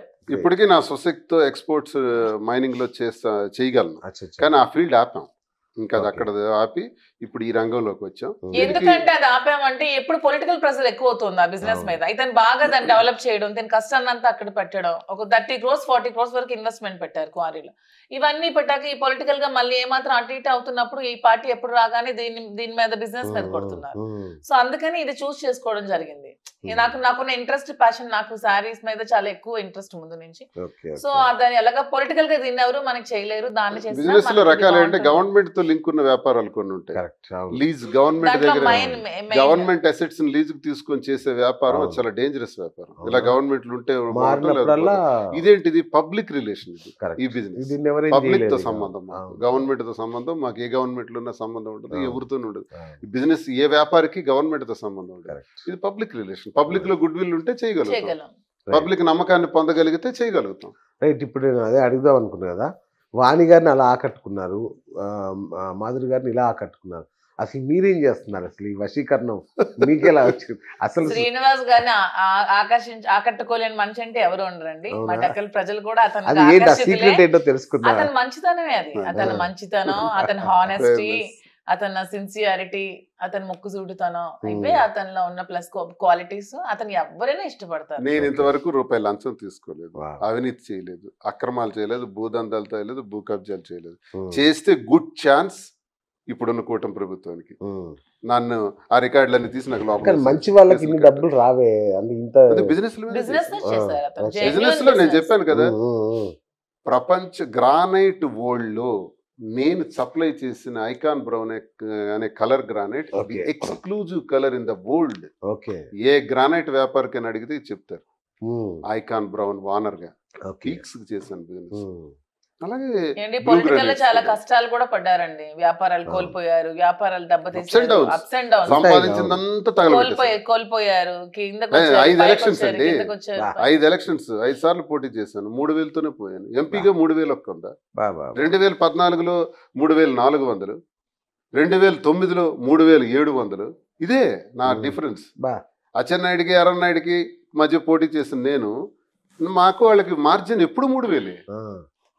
ఈ 3,000తో పోతే ఎన్ని కోట్లు నాకు ఖర్చు అయింటది, ఎంత సమస్య, ఎంత శారీరక శ్రమ, ఎంత మానసిక ఒత్తిడి, ఇవన్నీ భరిస్తూ ఇన్ని ఎన్నికలు పోతే ఇంకా బ్రతకడం మానవుడికి జరుగుతుందా? చచ్చి నా ప్లేస్ లో అచ్చెన్నాయుడు నాలా ఓడిపోయింటాడు, ఎప్పుడూ ఊరేసుకున్నది. ఎందుకు అచ్చెన్నాయుడు గారికి మీకు ఎందుకు అంత వైరం? అంటే రాజకీయమేనా, ఏమన్నా పర్సనల్ వ్యక్తిగతంగా వ్యక్తిగతంగా వాళ్ళ ఫ్యామిలీ ముందు నుంచి కూడా శ్రీనివాస్ గారు ఆర్థికంగా బలోపేతంగా ఉంటే అతన్ని కొట్టలేమని చెప్పి ఎప్పుడు ఆర్థిక మూలాలు కొట్టడానికి వాళ్ళు ప్రయత్నిస్తూ వచ్చారు. ఎర్రన్నాయుడు ఫస్ట్ నేను ఏ వ్యాపారం అయితే చెప్పాను వరల్డ్ క్లాస్ మెటీరియల్ దాని మీద టార్గెట్ పెట్టాడు. ఎర్రన్నాయుడు ఎందుకు పనిచేశాడు? రాజకీయంగా ఆలోచించాలి కదా నా పట్ల. నేను చాలా చిన్నోండి కదా అతనికన్నా. నా వ్యాపారాల మీద దాడి చేసేది అంటే నన్ను ఆర్థిక బలహీనపరిస్తే నా స్పీడ్ ని బ్రేక్స్ వేయగలవని. సేమ్ అచ్చెన్నాయుడు చేశాడు. అప్పుడు నేను ఇది ఎలా తీసుకోవాలి? వ్యక్తిగతంగానే తీసుకోవాల్సి వస్తుంది. ఇదేమి రాజకీయ పరమైంది కాదు, వ్యక్తిగతమే మాకు అయిపోయింది మా ఫ్యాక్షన్. ఓకే, ఆ స్థాయిలో. మరి ఇప్పుడు మీరు తన వల్ల రాజకీయంగా చాలా నష్టపోయారు, ఇన్ఛార్జ్ పోస్ట్ పోగొట్టుకున్నారు, బేస్ కోల్పోయారు, ఇవన్నీ ఇంత నష్టాలు జరిగింది. ఎట్లా అంటే మాకు జరిగిన విషయం ప్రపంచం తెలియకపోవచ్చు, మా టెక్కల ప్రజలకు తెలుసు. తెలిసిన మొన్న ఎన్నికల్లో 73,000 ఓట్లు నాకు వచ్చాయి. అచ్చెన్నాయుడికి నా మీద 30,000 మెజారిటీ వచ్చింది. అచ్చెన్నాయుడు రాష్ట్ర పార్టీ అధ్యక్షుడిగా నా మెజారిటీ 70,000 రాష్ట్రంలో హైయెస్ట్ అన్నాడు. కానీ మా జిల్లాలోనే 50,000 దాటిన వాళ్ళే చాలా మంది ఉన్నారు. 3 రోజుల ముందు వచ్చి నామినేషన్ వేసిన వాళ్ళు, ప్రజలకు సంబంధం లేని వాళ్ళు. ఈ కూటమి ప్రభుత్వంలో, ఈ కూటమిలో ఎన్నికల్లో మొన్న వచ్చిన వేవ్ లో 45,000-50,000 దాటిన వాళ్ళు ఉన్నారు. ఎందుకు అచ్చెన్నాయుడికి మెజారిటీ రాలేదు? ఇంత సీనియర్ రాష్ట్ర పార్టీ అధ్యక్షుడు 30,000కి పరిమితం అయ్యాడు. That is the capacity of Duvvada strength. Public నాతో ఉన్నారనడానికి. ఈ రోజు కూడా అచ్చెన్నాయుడికి ఇంత వేవ్ లో కూడా 30,000కే ఆపారంటే, అతను కింద నిన్నగాక మొన్న వచ్చినోడు 70, 50, 60,000తో గెలిచాడంటే, బీజేపీ నుంచి నామినేషన్ వేసిన వాళ్ళు కూడా 45,000తో గెలిచారంటే, అచ్చెన్నాయుడికి ఆ మెజార్టీ రాలేదంటే ఓడిపోయినట్టే. నైతిక విజయం నాదే. ప్రజలు నాతో ఉన్నారు ఇన్ని విషయాలు తెలిసినప్పుడు కూడా. అంటే ప్రజలు మా పరిస్థితులను అంగీకరించారు. సార్, నేను ఉన్న పరిస్థితుల రీత్యా ఇన్ఛార్జిగా నాకు బాధ్యతలు నిర్వహించడం కష్టం అవుతుందని అధిష్టానంతో చర్చించి ఇంకో వ్యక్తికి ఆ బాధ్యతలు అప్పచెప్పాము తప్ప ఇన్ఛార్జీలతో నాకు పని లేదు. దువ్వాడ శ్రీనివాస్ అనేవాడు పదవులతో పనిచేయలేదు. పదవులతో పనిచేస్తే 18 సంవత్సరాలు అపోజిషన్ చేయడు. ఇప్పుడు కూడా పదవులతో పనిచేయాలనుకుంటే అధికార పార్టీలు ఎటుంటాడు పోతాం. ఇప్పుడు ఆ ఇన్ఛార్జి మిమ్మల్ని తొక్కేస్తున్నాడుగా. ఏంటి ఆ ఇన్ఛార్జ్ మమ్మల్ని తొక్కడం ఏంటి? వాడెంత వాడు బతికెంత? మమ్మల్ని తొక్కడం ఏంటి? శ్రీనివాస్ గారు కాలి గోటికి పనికిరాడు. పర్సనల్ ప్రాబ్లమ్స్ ని ఏదో ఎత్తి చూపించి తన చీపు వకుల బుద్ధితో వెళ్ళి కొంతమంది నాయకులు కాలు పట్టుకొని వాళ్ళ ఇంట్లో గంటలు కడుక్కొని డబ్బులు ఇచ్చుకొని వెళ్ళి ఏవో కంప్లైంట్స్ పెట్టుకొని ఇన్ఛార్జ్ పదవులు తెచ్చుకోవడం కాదు, దమ్ముండి టికెట్ తెచ్చుకోమని. దమ్ముంటే తెచ్చుకోరే షెకావత్ అని మొన్న పోస్ట్ కూడా పెట్టారు కదా. దమ్ముంటే తెచ్చుకోరే టికెట్, తెచ్చుకుంటే వదిలేస్తే పాలిటిక్స్. అప్పుడు దువ్వాడ శ్రీనివాస్ ఫైర్ అయితే ఇప్పుడు మాదిరి ఇంకొక ఫైర్. మా డబల్ ఫైర్ తట్టుకోవడం మీ వల్ల కాదు కదా, ఆ బ్రహ్మదేవుడు వల్ల కాదు. ఎలా ఉంటాయి రాజకీయాలు చేసి చూపిస్తాం. ఏమండి ఒకటేనండి, టెక్కలిలో శ్రీనివాస్ గారి క్వారీ ఆపేశారు, ఇంకా కొంతమంది క్వారీ అచ్చెన్నాయుడు ఆపేశాడు. మా ఇన్ఛార్జి తిలక్ క్వారీ ఎందుకు ఆపలేదు చెప్పండి? Simple question. ఇన్ఛార్జి తిలక్ గారి క్వారీ ఎందుకు ఆపలేదు? ఎందుకు still he's running his quarry without any disturbances? Srinivas గారి మీద కేసులు వచ్చాయి. ఏ అక్రమాలు చేయకుండా, ఏ లంచాలు చేయకుండా నీతి నిజాయితీతో ఉన్నప్పుడు కేసులు పెట్టారు. తిలక్ అనే వ్యక్తి చాలా అక్రమాలు చేశాడు, చాలా లంచాలు తీసుకున్నాడు, చాలా చెరువులు కబ్జాలు చేశాడు. అందరికీ తెలుసు, టెక్కల్ ప్రజలందరికీ తెలుసు, చాలా మంది తెలుసు. ఈవెన్ ఎలక్షన్ ఫండ్ అప్పుడు కూడా ఎలక్షన్ ఫండ్ తీసేసుకొని సైట్లు కొనుక్కొని నువ్వు భూ కబ్జాలు అవి చేసావు. అయినా నీ మీద ఎందుకు ఒక కేసు కూడా ఇప్పుడు కూటమి ప్రభుత్వం పెట్టట్లేదు సార్? సామాన్య కార్యకర్తకి హింసిస్తున్న అచ్చెన్నాయుడు, జైలుకి పంపించి చేస్తున్న అచ్చెన్నాయుడు, తిలక్ కారు చిన్న యాక్సిడెంట్ జరిగితే ఫోన్ చేసి డాక్టర్లను అరేంజ్ చేసి పరామర్శించాడు. What is going on? అచ్చెన్నాయుడికి అతనికి సంబంధం ఏంటి? ఆయన ఫోన్ చేయడం ఏంటి? వైసీపీలో సామాన్య కార్యకర్తకి అచ్చెన్నాయుడు నరకం చూపించడం ఏంటి? నా వరకు దిస్ ఇస్ ద సామాన్య కార్యకర్తలు ఏడుస్తున్నారు. This game is going on in Tekkali. వాడు ఒక 10 మంది క్యాడర్ బేస్డ్ గా వెళ్తాడు, నేను మాస్ బేస్డ్. నా పాలిటిక్స్ మాస్ తో ప్రారంభమయ్యాయి. నేను ఎప్పుడు లీడర్ బేస్డ్ గా వెళ్ళను, అలాగే క్యాడర్ బేస్డ్ గా కూడా తక్కువగా ఉంటాను. నా బేస్ అంతా మాసే. నేను పాదయాత్ర చేశాను. నేను 2008లో నాకు ఎవడు లేడే. పాదయాత్ర చేసి 15,000 మందిలో బ్రహ్మాండంగా మీటింగ్ పెట్టాను. ఉద్యమం చేశాను 5-6 ఏళ్ల పాటు. Thermal east Coast thermal plant ని తరిమి కొట్టి కేంద్రమే స్పందించేటట్టు చేశాం. 36 గ్రామాలతో 1600 మంది ముద్దాయిలు, 62 రోజులు జైల్లో ఉన్నాను. అప్పుడు నాకు ఏ పార్టీలో ఉన్నాను నేను? నాకు అప్పుడు లీడర్ ఎవడు? నాకు అప్పుడున్న క్యాడర్ ఎవరు? ఓన్లీ మాసెస్ నుంచి వచ్చాం కాబట్టి మాస్తోనే వెళ్తాను. జనమే నా క్యాడర్, జనంతోనే వెళ్తాను. ఈ ఇన్ఛార్జీలు, తొక్కతోలు, ఈ పదవులు వీటితో నాకు పని లేదు. ఆ పదవులతో నేను ఎప్పుడూ ఉండలేదు, పదవులతో నేను ఎప్పుడూ పని చేయలేదు. చేస్తే 18 సంవత్సరాలు అపోజిషన్ చేయలేను. ఇప్పుడు మీదేం హవా టెక్కల్లో? మా శ్రీనివాస్ గారిదే హవా. మొత్తం మీ పేరు వినబడుతుంది టెక్కల్లో. మా పేరు అంటే శ్రీనివాస్ గారికి దగ్గరకు వచ్చిన ప్రతి కార్యకర్తని నేను ఒక నా ఫ్యామిలీ మెంబర్ లా చూసుకుంటాను. ఎవరైనా సరే మా ఇంటికి వచ్చిన ప్రతి ఒక్కరిని కూడా I felt like they are my family members. ఎందుకంటే వాళ్ళు ఏ కష్టంలో ఉన్నా ఏ అవసరంలో ఉన్న వస్తారు కాబట్టి. శ్రీనివాస్ గారు కొంచెం బిజీగా ఉన్న టైం లేకపోయినా నేను కొంచెం కేర్ తీసుకొని వాళ్ళందరినీ చూసుకుంటూ ఉంటాను. శ్రీనివాస్ గారు సపోర్ట్ గా ఉంటాను. సో శ్రీనివాస్ గారు అంటే మ్యాన్ ఆఫ్ ద నా హవా ఉంటే అది మాధురికి బలం, మాధురి హవా ఉంటే నాకు మా బలం. ఇద్దరు గోల్ ఒకటే, శ్రీనివాస్ గారిని మేము చూడాలని. సో అక్కడ ఎవరు హవా శ్రీనివాస్ గారిని మినిస్టర్ చేయాలని మీరు చెప్పారు గతంలో. శ్రీనివాస్ గారిని ఎమ్మెల్యేగా గెలిపించుకోవాలని మా ప్రజలు కోరుకోడానండి. పాపం ప్రజలు కూడా చాలా మంది ఓట్లు వేస్తున్నారు శ్రీనివాస్ గారిని గెలిపించుకోవాలని. ఏదో లాస్ట్ లో చిన్న చిన్న ఇవి జరిగి కొన్ని జరిగి ఇలా తక్కువ ఓట్లతో ఓడిపోతున్నారు. ప్రజలు కూడా బాధపడుతున్నారు. ఎంతమంది తెలుసా 3,000 తేడా అన్నప్పుడు ఎంత బాధపడుతున్నారు. లాస్ట్ టైం కూడా శ్రీనివాస్ గారి గెలుపు పక్క అయిపోయిన టైంలో ఈ తిలక్ అనే వ్యక్తి కూడా ఎంపీగా టికెట్ ఇచ్చినా కూడా సపోర్ట్ చేయలేదండి. బ్యాక్ బిచ్చింగ్ చేశాడు. ఈ వాణి టీడీపీకి సపోర్ట్ చేసింది, రాఘవరావు టీడీపీకి సపోర్ట్ చేశారు. ఇంతమంది మధ్యలో ఇతను నలిగిపోయి ఇక్కడ వరకు వచ్చారంటే శ్రీనివాస్ గారు గ్రేట్ అని చెప్పుకోవాలి ఎవరైనా సరే. ఓకే, అంటే మధ్యలో సడన్ గా దారి మధ్యలో మొన్న గేమ్ చేంజర్ లో వాడికి వచ్చినట్టు మీకు ఒక ఐడియా వచ్చి ఇంత అభిమానం నాకే ఉంది, నేనే పోటీ చేస్తాం, నేనే చెప్తున్నాను కదా. నాకు ఆ కోరుకుంటే శ్రీనివాస్ గారు నాకు చేపిస్తారు చెప్తున్నాను. నిజం సీరియస్ అతనే చెప్తున్నారు కదా మీడియా ముందు. నాకు కావాలంటే నాకు సపోర్ట్ చేస్తారండి, కానీ నాకు ఇప్పుడు ఆ కోరిక లేదు. అతను గెలిపించుకోవాలని కోరిక నాకు ఉంది. నాకు ఉన్నప్పుడు ఖచ్చితంగా అతను సపోర్ట్ చేస్తారు. నాకు ఇంకా ఆ రాజకీయ నేను ఎమ్మెల్యేగా మినిస్టర్ గా ఎదిగేంత నాకు అనుభవం లేదు. ఈ ప్రతి ఒక్కరు ఆలోచన కూడా నాకు నా ఏజ్ కి ఇప్పుడు ఇంకా లేదు. నేను ఇంకా జస్ట్ ఏబిసిడీలు నేర్చుకుంటున్నాను శ్రీనివాస్ గారి దగ్గర. ఇంకా అతని దగ్గర రాజకీయంగా చాలా నేర్చుకోవాలి. ఇంకా ప్రజలకు నేను చాలా దగ్గర అవ్వాలి. శ్రీనివాస్ గారిని ముందు మేము ఎమ్మెల్యేగా గెలిపించుకున్న తర్వాత అప్పుడు ఎందుకుంటది ప్రతి ఒక్కరికి ఆ ఆలోచన ఉంటుంది. నాకు ప్రజలతో సంబంధాలు ఇష్టం కాబట్టి నాకు ఉంటుంది, కానీ దానికి అర్హత ఉండాలి. ఆ అర్హత ఇంకా మాకు రాలేదు. సో ప్రస్తుతానికి శ్రీనివాస్ గారు సేఫ్. శ్రీనివాస్ గారు సేఫ్ కాదండి. శ్రీనివాస్ గారే మీరు చెప్పినట్టు మ్యాన్ ఆఫ్ ద మాసెస్, తాను mass leader.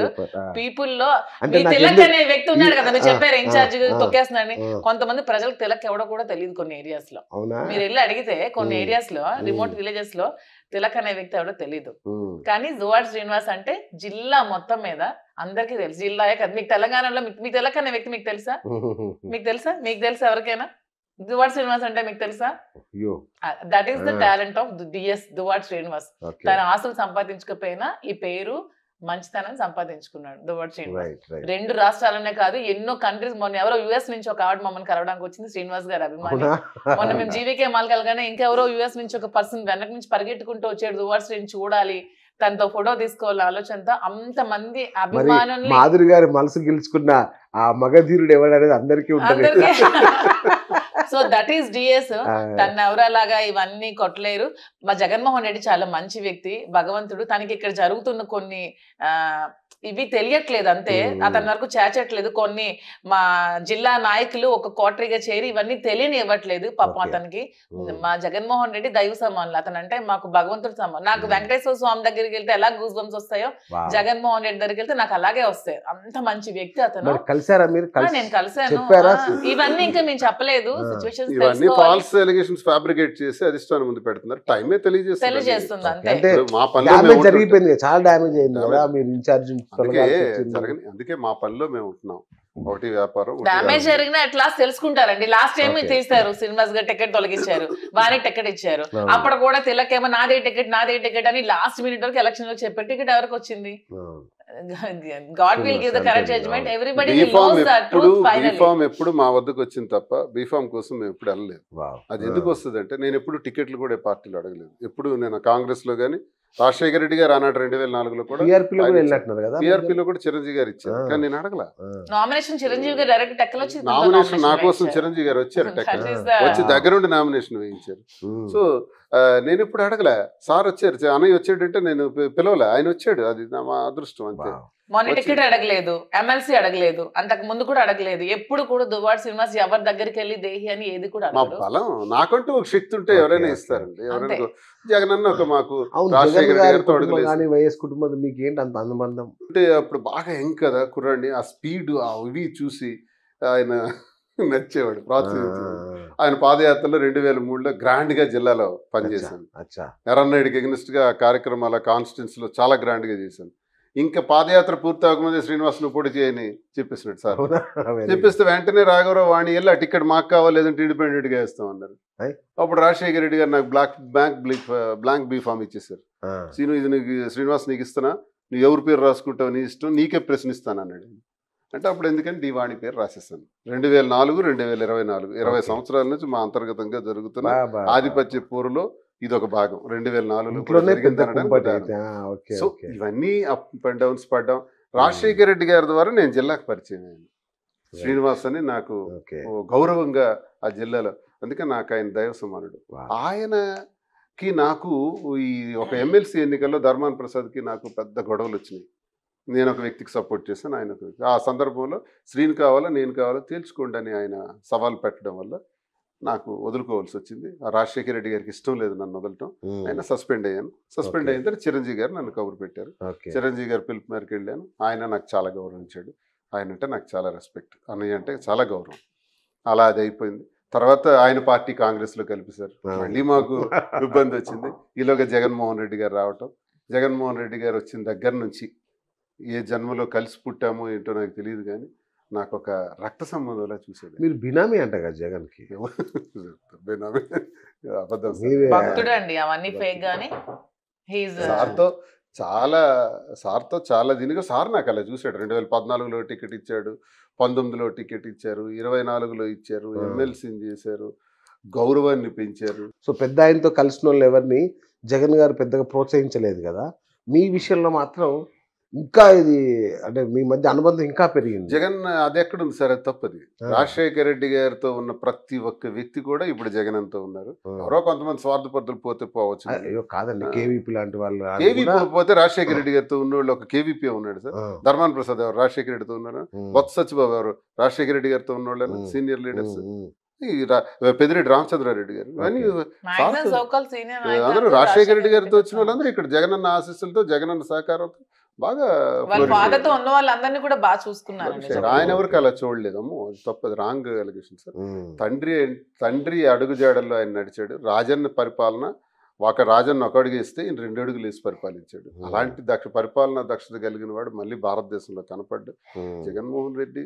Good administrator. Sir డబ్బులు మీ దగ్గర ఎన్ని ఉంటాయి సార్? మీకు విషయం తెలిసిన, ఇది అపోహ క్రియేట్ చేశారు, సృష్టించారు. ఆయనకి నాకు రాజకీయ సంబంధమే తప్ప ఆర్థిక పరమైనటువంటిది ₹1 కూడా సంబంధం లేదు. కాకపోతే ప్రతి ఎన్నికల్లో కూడా ఆయనే నాకు ప్రోత్సహించి ఆర్థిక సహకారం కూడా చేస్తూ నన్ను ఈ స్థాయికి తీసుకొచ్చారు తప్ప ఈ రోజు నేను ఎమ్మెల్సీ అవ్వడానికి కూడా ఒక టీ ఖర్చు కూడా నాకు కాల. ఎంపీగా కూడా మొత్తం ఆయనే ఖర్చులు పెట్టారు. అంటే ఆయనకు నమ్ముకున్న వ్యక్తులు మేము, ఆయన కుటుంబాన్ని నమ్ముకున్న వ్యక్తులు. కానీ ఆయనకు బినామీగా ఉండడం అదంతా రాంగ్ స్టేట్మెంట్ అండి. తీవ్రంగా నేను ఖండిస్తున్నాను. నేను ఒక ఆరాధ్య దైవంగా భావిస్తాను. మంచివాడు, మనసున్న మంచి మనిషి. ఆయనకు మేము ప్రొటెక్టివ్గా ఉంటాం. రైట్. కానీ ఇప్పుడు చూస్తే రాజకీయంగా మీకు చాలా అక్కడ సఫకేషన్ ఉంది. ఇప్పుడు భయంకరమైన సఫకేషన్. మాకేం లేదండి, మీకు అన్ని కనిపిస్తుంది. మా కార్యకర్తలు ప్రజలందరూ కూడా ఏడుస్తున్నారు. ఏంటి ఇన్ఛార్జ్, మాకెందుకు ఈ గోల, మీరు వెళ్ళి చెప్పండి అధిష్టానానికి, లేదా మమ్మల్ని తీసుకెళ్ళండి. నన్ను ఎవడైతే అడ్డుకోవాలనుకున్నాడు నలిపి వదిలేస్తాను. మీరు ఆయన తట్టుకోలేకనే తల వెంట్రుకతో సంబంధం. సరే, ఆర్థిక పరిపుష్టి కావడానికి నేను వచ్చాను సార్. ఆర్థిక పరిపుష్టి ఇప్పుడు మాకున్న మూలాలు ఏమున్నాయో ఆ మూలాలను అనవసరంగా ఖర్చు పెట్టేయటం కన్నా వ్యాపారంలో పెట్టి ఆ వ్యాపారం ద్వారా కూడా లాభాపేక్షతో చేసే వ్యాపారం కాకుండా మనం జనకు తెలిసిన వాళ్ళం గారు సరసమైన ధరకే నాణ్యతపరమైనవి అందించి అక్కడ గుడ్ విల్ సంపాదించి వ్యాపార రంగంలో ఈ డబ్బుల ద్వారా ఇప్పుడు లాభం లేకుండా ఎవరు చేయరు. ఒక 50,000 రూపాయలు చీర 3 లక్షలకు అమ్ముతున్నారంటే నేను అంతకమ్మును. 80,000 80,000 అమ్ము తప్పులేదు, 90,000 అమ్ము తప్పులేదు. ప్రాఫిట్ వేసుకో, మెయింటెనెన్స్ వేసుకో, ట్రాన్స్పోర్ట్ అన్ని వేసుకో, కానీ విపరీతమైన లాభార్జన చేసి మోసం చేయకూడదు అన్నది మా భావన. మొదటి రోజు నుంచి మేము ప్రజలకు తెలిసిన వాళ్ళం కాబట్టి న్యాయమైన వ్యాపారం చేయాలి, న్యాయంగా సంపాదించాలి, అది రాజకీయాలకు ఉపయోగపడాలి. కాబట్టి మేము ప్లాన్ చేసుకున్నాం. కానీ నేను హైదరాబాద్ వచ్చానంటే టెక్కలు ఇడిచిపెట్టేసినట్టు టెక్కలి ఉంటే వ్యాపారాల మీద అది కాదు, రెండూ చేస్తాను. ఆడ ఉంటాను, ఈడ ఉంటాను. టెక్కల్లో ఎవడైతే నన్ను ఎదుర్కోవాలనుకున్నాడో తొక్కి నారతేస్తాను. అంత సామాన్యంగా ఉండదు నా పాలిటిక్స్. అది మాస్ బేస్డ్ ఉన్నాను. నాకు స్వపక్షంలో ఉండేవాడు ఏదో ఇబ్బంది పెట్టేస్తాడంటే భయపడే వ్యక్తి కాడు దువ్వాడ శ్రీనివాస్, అదిరే వ్యక్తి కాడు. అలాగే విపక్షంలో అధికార పార్టీలో ఉండేవాడిని నేను తొక్కేస్తాడంటే అదిరే బెదిరే వ్యక్తి దువ్వాడ శ్రీనివాస్ కాడు. ఒక సెల్ఫ్ మెకానిజంతో పికప్ అయిన వాడిని నేను. ఒక సెల్ఫ్ నాలో నానే గురువు, నాకు నేనే శిష్యుడు, నాకు నేనే మార్గదర్శకుడు అన్ని తయారు చేసుకుని నేను ఎదిగిన వాడిని. ఇప్పుడు ఫుల్ ఎక్స్పీరియన్స్తో ఉన్నాను. Fully loaded gun. ఈ లోడెడ్ గన్ కి డబుల్ బ్యారల్ యాడ్ అయింది కాబట్టి గట్టిగా అంటే పార్టీ మారే ఆలోచన ఉందా? లేదు. ఎందుకంటే ఇంత జగన్ గారు కూడా మిమ్మల్ని పట్టించుకోవట్లేదు. ఎవరు చెప్పారు? జగన్మోహన్ రెడ్డికి సస్పెండ్ చేయమని అందరూ చెప్పారు మా జిల్లాలో. దువ్వాడ శ్రీనివాసన్ సస్పెండ్ చేయండి అన్నారు. ఏం చేయించలేకపోయారు? ఆయన చేయలేదు కదా. ఎవరో పెద్ద ఇంటర్నేషనల్స్ వీళ్ళందరూ శ్రీరామచంద్రుడు లాగా పెద్ద పతివ్రతల్లాగా ఏదో దువ్వాడ శ్రీనివాసే తప్పు చేసినట్టు, ఈ సీనియర్ నాయకులు ఎప్పుడు ఆడవాళ్ళనే చూడనట్టు పెద్ద పతితుల్లాగా వెళ్ళి శ్రీనివాస్ గారికి శ్రీనివాస్ వాళ్ళ చెడ్డ పేరు వచ్చేసింది. వీళ్ళందరూ శ్రీరామచంద్రుడు. నేను అచ్చెన్నాయుడికి వ్యతిరేకిస్తే ఇష్టపడని నాయకులు మా స్టోరీ వాళ్ళ బాధ కోసం వాళ్ళు చెప్పారు. జగన్మోహన్ రెడ్డి గారు వదిలేదు. జగన్మోహన్ రెడ్డి గారు వాళ్ళు చెప్పినా నాకు ఆ గౌరవమే ఉంచారు. ఇన్ఛార్జ్ అనేది మేము ఆలోచించే తప్పుకున్నాను నేను. ఎందుకంటే నేను ఇప్పుడు ఉన్న పరిస్థితుల్లో చేయలేకపోతున్నాను అని తప్పు. ఇంకా ఎన్నికలు చాలా రోజులు ఉన్నాయి. ఇంకోటి ఏంటంటే స్టేట్ లో వాయిస్ ఉన్న లీడర్ దువ్వాడ శ్రీనివాస్ గారు అండి. అతనిలాగా మాట్లాడే గానీ జగన్మోహన్ రెడ్డి సపోర్ట్ చేసేది కానీ ఎవరు ఉండరు. శ్రీనివాస్ గారు వన్స్ షైన్ అయితే మిగతా జిల్లా నాయకులందరూ కిందకి వెళ్ళిపోతారని. ఎప్పుడు కూడా జిల్లా నాయకులందరూ శ్రీనివాస్ గారిని ఎప్పుడు తొక్కాలనే చూస్తారు. శ్రీనివాస్ గారు ఎదుగుదని ఎవరు కూడా తట్టుకోలేరు. ఎందుకంటే శ్రీనివాస్ గారిని ఎవరు బీటౌట్ చేయలేరు. ఇతను ఏ జిల్లా నాయకుల దగ్గర సలాం అని చెప్పడం, వాళ్ళ కాలు కింద కూర్చోడం మరి ఏమి చేయరు. అతను మీకు ఎవరు తిట్టట్లేదంటే మీరు ఎదగట్లేదు అంతే. మీకు అందరూ తిడుతున్నారంటే అందరూ శత్రువులు అయిపోయారంటే మీరు బాగా ఎదిగిపోతున్నారు. Same you are not good if you don't have enemies అని ఒక ఇదే ఉంది. మీకు శత్రువులు లేకపోతే మీరు మంచోళ్ళే కాదు. ఈ సబ్జెక్ట్ లేనట్లు లెక్క. అంతే, మనం తెలివితేటలు మనకు లేవని అర్థం. సూపర్. సో మొత్తానికి తెలంగాణకు వచ్చేసినట్టేనా మీరు? తెలంగాణలో కూడా అడుగు పెట్టాం. ఇక్కడ వ్యాపార రంగం, అక్కడ రాజకీయం.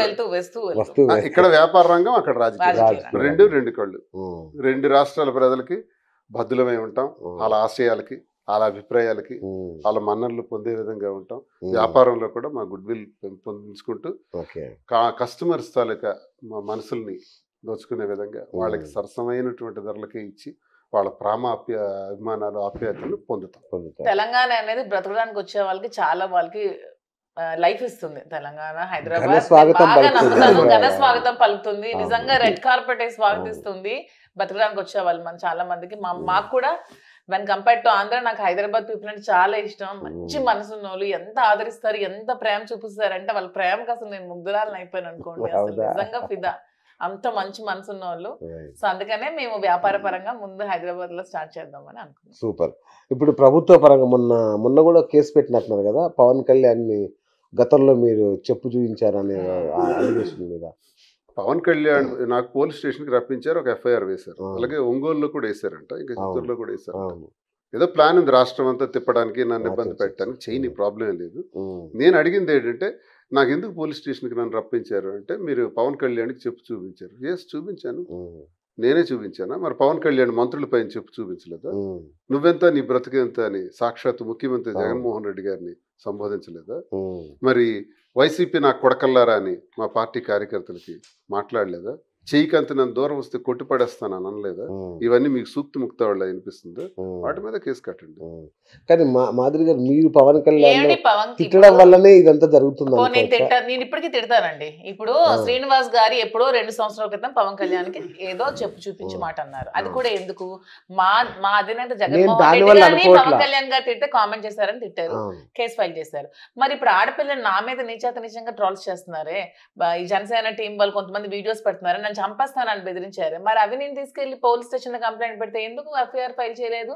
మరి మన హోంమంత్రి అనిత గారు ఆడపిల్లల మీద ఎటువంటి సోషల్ మీడియాలో వచ్చినా మేము వెంటనే స్పందిస్తామంటే, అంటే మీ ఆడపిల్లలకేనా? మేము ఆడపిల్లలం కాదా?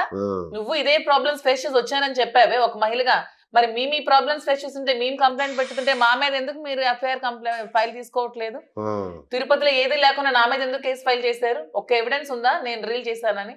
నన్ను ఎందుకు నా మీద నాకు 5 గంటలు తీసుకెళ్లి సెషన్ లో కూర్చోబెట్టారు ఈ కూటమి ప్రభుత్వం ఫోర్స్ తో చేసిన కేసులో. ఈ వీడియో ఎవరిదండి ఇది? అదే అది ఎవరిదో అండి, మీరు చూస్తే తెలుస్తుంది ఎవరిదో. మీరు నన్ను ఆమెను పక్కన పెట్టి చూడండి అమ్మాయి నన్ను. అవునా? చూస్తే మీలాగే ఉందండి. మాలాగైతే ఎవడైనా నేను ఒక మాట చెప్తున్నాను సరేనండి. ఈ అమ్మాయి మాధురి అని ప్రూవ్ చేసే వ్యక్తికి ₹1,00,00,000 బహుమానం ఇస్తాను. ₹1,00,00,000 నేను 100 కోట్లు ఇస్తానండి. మొత్తం ఆ అమ్మాయి నేనని ప్రూవ్ చేస్తే నేను 100 కోట్లు. దమ్ముంటే నెల రోజులు టైం ఇస్తాను. కావాల్స్తే మరో నెల తీసుకోండి. మీ మీడియా ముందుకు వచ్చి ఈ అమ్మాయి మాధురి అని ప్రూవ్ చేస్తే రిజంబ్లెన్స్ కనబడినంత మాత్రాన మాధురి అని ట్రోల్ చేసే నాకు సరే సరే అందుకు అనుకుందాం వదులుదాం. ఇలా ట్రోల్ చేసే నా కొడుకులకి దమ్ముంటే మీరు ఈ అవకాశం పొందండి. Super. 1 crore on the spot. మీ తరఫున 1 ఆమె తరఫున 1. ఆమె ఇంకా గడిగింది. ఆ ప్రోగ్రామ్ ఎక్కడ కనుక్కోండి, ఎక్కడో తీసుకోండి. నాకేం కర్మ ఉంది రికార్డింగ్ డాన్సులు చేసుకోవాలి. ఇంకోటి కూడా చెప్తున్నాను, వాళ్ళు ప్రూవ్ చేయలేరు అంటే ఈ అమ్మాయి ఎవరో మేము ప్రూవ్ చేస్తాం. మాకు తెలుసు. బయటకు కూడా ఇప్పుడు రానివ్వట్లేదు. మేము పిలిచిన ఆ అమ్మాయి రికార్డింగ్ ఛాన్స్ ఏదో ఆమె ప్రొఫెషనల్ గా బ్రతుకుతుంది. ఆ అమ్మాయి ఎవరో మాకు తెలుసు. ఆ అమ్మాయి పేరు పెట్టి ఒక్క నిమిషం అమ్మాయి పేరు పెట్టి మా మీద ట్రోల్ చేయాలని చూశారు ఈ జనసేన నా కొడుకులు, జన సైనికులు అంటే పిచ్చ నా కొడుకులు. వాళ్ళను ఈ టీడీపీ బ్యాచ్ చేశారు. చేసుకొని సంతృప్తి పడి మీకు సవాల్ ఇస్తున్నాను. ఇదిగో మాధురి అమ్మాయిని మీరు ప్రూవ్ చేయండి, ₹1,00,00,000 తీసుకెళ్ళండి. ఒకవేళ మీరు ప్రూవ్ చేయలేనంటే చెప్పండి, నేనే తెచ్చి పెడతా అమ్మాయిని. ఏంటి ఇప్పుడు నేను రికార్డింగ్ డాన్స్ చేసుకున్నంత కర్మ నాకు లేదు. అలాగని రికార్డింగ్ డాన్స్ తప్పని నేను అన్నండి. అమ్మాయి చేసింది ఎప్పుడో కూడా, ఎప్పుడో నా పాతకాలం చూడండి, ఎప్పుడైనా మీరు వెళ్ళి ఎంక్వైరీ చేసుకోండి. నా కాలేజ్ కనీసం ఒక 20 ఏళ్ల క్రితం 20 ఏళ్ల క్రితం నాకు ఏజ్ ఎంత ఉంటదండి? నాకు 15 సంవత్సరాలు, నాకు 13 సంవత్సరాలు ఉంటాయి. నాకు ఇప్పుడు 34 సంవత్సరాలు అంటే 20 ఏళ్ల క్రితం నాకు ఎన్ని సంవత్సరాలు ఉంటాయి? ఇప్పుడు రికార్డింగ్ డాన్స్ చేసే తప్పు పట్టట్లేదు, అమ్మాయిని కూడా తప్పు పట్టలేదు. అమ్మాయి బ్రతుకు దగ్గర కోసం మీ సినిమాలో చేస్తే హీరోయిన్ అంటారు, బట్టలు ఇప్పి చేస్తే ఇందులో చేస్తే రికార్డింగ్ డాన్స్లు అంటారు. దేనికి ఒక ఇది పెట్టుకుని తప్ప అని అనట్లేదు. కానీ నాకు అంత అవసరం లేదు. అనవసరంగా ఈ టీడీపీ వాళ్ళు ఏదో ఒకటి కామెంట్ చేయాలండి. ఐటీడీపీ వాళ్ళు, ఈ పవన్ కళ్యాణ్ టీం వాళ్ళు ఇలాంటి వీడియోస్ పెట్టి మేము చేయాలనుకున్న అమ్మాయిని ఇప్పుడు మేము బయట పెట్టాం అనుకోండి, అమ్మాయి ఎవరో మాకు తెలుసు, బయట పెట్టాం అనుకోండి, ఆ అమ్మాయి మీద లేనిపోరు ట్రోల్స్ ఇవన్నీ మళ్ళీ స్టార్ట్ అవుతాయి. ఎందుకు అమ్మాయి వేరే జీవితం హాయిగా ఉంది, బ్రతుకుతుంది. ఆ డాన్స్ వేసిన అమ్మాయి కొన్ని సందర్భాల్లో వేసింది. ఆ అమ్మాయిని తెచ్చి ఇప్పుడు మేము ఎందుకు బయట పెట్టాలి? కానీ తప్పదు అనుకుంటే, మీరు ₹1,00,00,000 ఓడిపోయాము అనుకుంటే నేను బయట పెడతాను. Okay, super. అయితే ఇంకొక ఆడియో ఉంది, వినండి. దివ్యల మాధురి అండ్ కలిసి ఉండరు, వాళ్ళకు ఇబ్బంది బ్రహ్మాండంగా ఉన్నారు కదండి వాళ్ళు. ఏమండి ఒక జ్యోతిష్యుడు ఎలా కనపడినా సరే ఇంట్లో చిన్న చిన్న చికాకులు గొడవలు మొదలవుతున్నాయి, ఇబ్బందులు పడుతున్నారు. అది తెలిసిన వాళ్ళకి తెలుస్తుంది, ఇంకా లేదు బయటికి. ఇప్పుడు మన ఇద్దరం కొట్టుకుని బయటకు వచ్చాము అంటే మళ్ళీ ఇదో ఇబ్బంది, మళ్ళీ కెమెరాలన్నీ మమ్మల్ని మూసేస్తాయి. జాగ్రత్తగా అలా సర్దుకుంటూ ఉన్నారు వాళ్ళు. అవునా? అదండి. ఏం గొడవ స్టార్ట్ అయింది అంటే మామూలుగా ఆస్తులని తగాదాలని ఏవోటి వస్తూ ఉంటాయి. ఇంకా చిన్న చితకాను మొదలవడమే ఇప్పుడు స్టార్టింగ్ మళ్ళీ మొదలు. ఇప్పుడు ఈ మహానుభావుడు ఎవరో ఫేస్ కోడ్ నేను చూడండి. మహానుభావుడు ఎవరో బ్రహ్మలో వచ్చి ప్రసాద్ శర్మ అని రాజమండ్రిలో అవచ్చు, ఏదో బ్రహ్మదేవుడిలో వచ్చి చెప్తున్నాడు అన్ని చూసినట్టు. వీళ్ళింట్లో ఎన్ని గొడవలు ఉన్నాయి. ముందు ఆడి భార్య, ఆడి కుటుంబం, ఆడి అక్క చెల్లెలు, అన్నదమ్ములు గొడవలు తీయమంటే తీసేస్తాను నేను. నాకు పెద్ద పని. మీరు ఇంకొక 2 ఏళ్ల కంటే ఎక్కువ కలిసి ఉండరని, త్వరలోనే విడిపోతారని కూడా ఆయన చెప్పాడు. అతడు ఒకవేళ శాస్త్రం ప్రకారం చెప్తే ఆ శాస్త్రం ప్రకారం అది నెరవేరదని చెప్తాం. అవునా? మాట్లాడతారా? తరం కాదు. మాట్లాడించండి. వేణుస్వామి గారు కూడా మనం చెప్పారు జగన్మోహన్ రెడ్డి గెలుస్తాడని. పెద్ద వేణుస్వామి పెద్ద శాస్త్రం అని చెప్పారు. మరి ఎక్కడ గెలిచాడు వేణుస్వామి చెప్పినట్టు? శాస్త్రాలు జగన్ అని ఓడిపోలే, ఎవరు నమ్ముతాడు? అంటే ఇప్పుడు ఆయన లైవ్ లో మీకు జాతకం చెప్పించమంటే చెప్పిస్తాను. జాతకాల మీద నమ్మకం, వాళ్ళ జాతకాల మీద ఆధారపడి బ్రతకాల్సిన అవసరం లేదు. మా జాతకం మాకు తెలుసు కదా, మాకు దశ దిశ అన్ని తెలుసు. అంటే మీ జాతకాలు నమ్ముతారా మీరు? నేను నమ్మను, కానీ ఇలాంటి నెగిటివ్ ఎవరైనా చెప్తే దాన్ని స్ట్రాంగ్ గా తీసుకుంటాను. జాతకం నేనేమిటి అనుకుంటానంటే, నాయనే కాదు ఎవరైనా సరే, చక్రాలు వేద్దాం, జాతకాలు చూద్దాం, హస్త ఇది చూద్దాం, అన్ని చూద్దాం, అన్ని వింటాను. సార్ మీరు ఇది ఎవరు సార్? మీరు ఇక్కడ ఫెయిల్ అవుతారు సార్ అంటే వాడు చేసిన కామెంట్ని నేను తీసుకుంటాను, ఓకే వాడు చేసిన నెగిటివ్ పాయింట్ని తీసుకుంటాను. ఓకే మీరు దేశానికి రాజు అయిపోతారు సార్ అంటే నేను నమ్మను. ఓకే సార్ మీరు రాజు కాలేరు అంటేనే నమ్ముతాను. మీకు అది ఇంకా ఇంట్రెస్టింగ్ ఉంటుంది. దీన్ని జాతకంలో ఆ వాళ్ళని కోణం ఓడించాలి. తీసుకుంటాను. నేను ఎన్నో జాతకాలు విన్నాను, ఎంతో మంది పండితులతో కూర్చున్నాను, వాళ్ళు చెప్పిందంతా విన్నాను. అరగంటలో వాళ్ళు నా మీద నెగిటివ్ పాయింట్స్ ఏంటి చెప్పారు, ఆ నెగిటివ్ పాయింట్స్లో నేనేమైనా ప్రయత్నాలు చేస్తున్నానా, ఒకవేళ అందులో ఫెయిల్ అవుతానని వీళ్ళు అంటున్నారు కదా, అందులో ఎందుకు సక్సెస్ కాను అని ట్రై చేస్తాను తప్ప వాళ్ళు పాజిటివ్ పాయింట్స్ ఏవైతే చెప్తారో ఆ పాజిటివ్ పాయింట్స్ నేను నమ్మను. నేనే కాదు, ఎవరైనా జాతకం వినండి, ఆ జాతకంలో నెగిటివ్ పాయింట్స్ ఏమైనా ఉంటే దాని మీద ఫోకస్ పెట్టండి తప్ప పాజిటివ్ పాయింట్స్ నమ్ముకొని 1 year ఆఫ్టర్ 1 year అని రాజేంద్ర ప్రసాద్ అనుకుంటాడు కదా, ఆయన కింగ్ అనుకుంటాడు. దయచేసి అలా అవకండి అని అంటున్నాను. ఇదంతా మోసం. నమ్ముతారా నేను జాతకాలు? ప్రసాద్ శర్మ గారు చాలా బలంగా చెప్తారు. ఎవరైనా నమ్ము. మేము గొడవలు స్టార్ట్ అయినాయి ఆర్థిక మా పరమైన. ఆర్థిక పరమైన గొడవలు ఎందుకు ఉంటాయండి? నాది అతను నాదంటూ అతను నాకేముంటే అతనిదే, అతనికి ఏదైనా ఉంటుంది నాదే. మా ఇద్దరి మధ్యలో గొడవలు ఎందుకు? ఇప్పుడు అతను ఏం సంపాదించినా నా కోసమే సంపాదిస్తాడు, నేనేం సంపాదించి అతని కోసమే సంపాదిస్తాను. మా ఇద్దరి మధ్య ఎందుకు గొడవలు వస్తాయి? ఫైనాన్షియల్ గా అసలు గొడవలే రావు. ఐ జస్ట్ లీస్ట్ నేను మనీ ఎప్పుడు పీస్ ఆఫ్ పేపర్ గానే చూస్తాను తప్పితే దాని వల్లే మనకి ఇలా ఉండాలి అలా ఉండాలి నేను నమ్మను. ఎందుకంటే డబ్బులు ఎవరైనా ఎప్పుడైనా సంపాదించుకోవచ్చు, ప్రతి ఒక్కరు సంపాదించుకుంటున్నారు డబ్బు అనేది. అదొక దాని వల్ల క్రెడిబిలిటీ ఉంటే డబ్బు మనలో లేనప్పుడు రాదు, ఉండదు. నా దగ్గర ఇప్పుడు 1000 కోట్లు ఉన్నా దువార్ శ్రీనివాస్ నేను ఒక క్వశ్చన్ కూడా చేయను, నువ్వు ఎందుకు ఖర్చు పెట్టావు కూడా నేను అడగను. అతని దగ్గర ఏదున్నా అది నాకే, నాకు కూడా ఎందుకు నువ్వు ఖర్చు పెట్టావని నాకు అడగరు. ఇంకెందుకు మా ఇద్దరి మధ్యన గొడవలు వస్తాయి? ఇప్పుడు ఒక ఇల్లు మీరు శ్రీనివాస్ గారితో రాయించుకున్నారు కదా మీ పేరు మీద, అది అప్పు కింద చెల్లించుకున్నారా? అప్పు కింద చెల్లించుకోవట్లేదండి. నేను అతను మీరు చెప్పినట్టు షట్టర్ బ్యాంక్ వచ్చి మేము డబ్బులు పెట్టుకుని ఇల్లు కట్టుకున్నాం.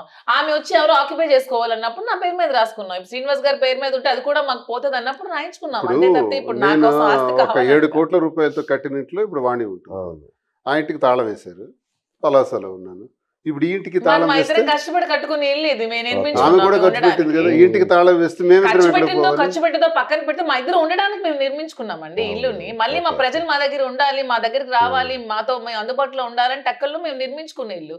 మరి దీన్ని కూడా ఆక్యుపై చేసుకుంటే మేము ఎక్కడ ఉండాలి? మా ఇద్దరం అన్ని ఆస్తులు రాసిచ్చేసి ఇది రాసిచ్చేసి మాకు రోడ్డు మీదకి వెళ్ళిపోమంటారు. నాకు అసలు ఆమె ఇప్పుడు ఈ సోషల్ మీడియాలో చూసిన అది ఎవరితో కూడా నాకు తెలియదు. అంటే అది మా కోసం మాట్లాడితే ఏదో ఫేమ్ వచ్చేస్తుంది అని చెప్పి మాట్లాడుతుంది. అంటే నేను కట్టుకున్న చీర విలువ కూడా చేయదు ఆమె. ఎందుకు అలాంటి మాట్లాడుతుందో, ఎవడో డబ్బులు ఇచ్చి మాట్లాడిపిస్తున్నాడో, మరి పవన్ కళ్యాణ్ ఏమిచ్చి మాట్లాడిస్తున్నాడో మరి నాకైతే తెలీదు. నా కోసం నీ కోసం నేను మాట్లాడుతున్నాను, నా కోసం ఒక ఆడదానిగా నా కోసం మాట్లాడాల్సిన అవసరం నువ్వేంటి? నువ్వు ఆడదానివేనా? ఇంకో ఆడపిల్ల కోసం నువ్వు మాట్లాడుతున్నావు కదా, నువ్వు ఆడపిల్లవేనా? నువ్వు ఆడపిల్ల అయితే నా కోసం నువ్వు మాట్లాడతావు. నీకేంటి అవసరం నాతో మాట్లాడాల్సిన, నా గురించి మాట్లాడాల్సిన అవసరం నీకేంటి? నీ బ్రతికెంత నువ్వెంత? ఏదో చీప్ క్యారెక్టర్లు వేసుకునే అమ్మాయి ఒకటి విన్నాను. నీ బతికెంత నువ్వెంత? నా కోసం మాట్లాడాల్సిన అవసరం నీకేముంది? నా కోసం ఏం తెలుసా నువ్వు మాట్లాడుతున్నావు?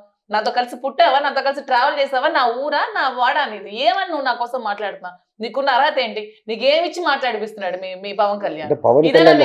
పవన్ కళ్యాణ్ అంటావా అనేది ఆమె పాయింట్. అదే పవన్ కళ్యాణ్ కంటే నీకేంటి? నువ్వు పవన్ కళ్యాణ్ పెళ్ళావా? పవన్ కళ్యాణ్ ఊపిడగెత్తవా? నువ్వెందుకు మాట్లాడుతున్నావు పవన్ కళ్యాణ్ కోసం? నేనంటే నీకేంటి బాధ?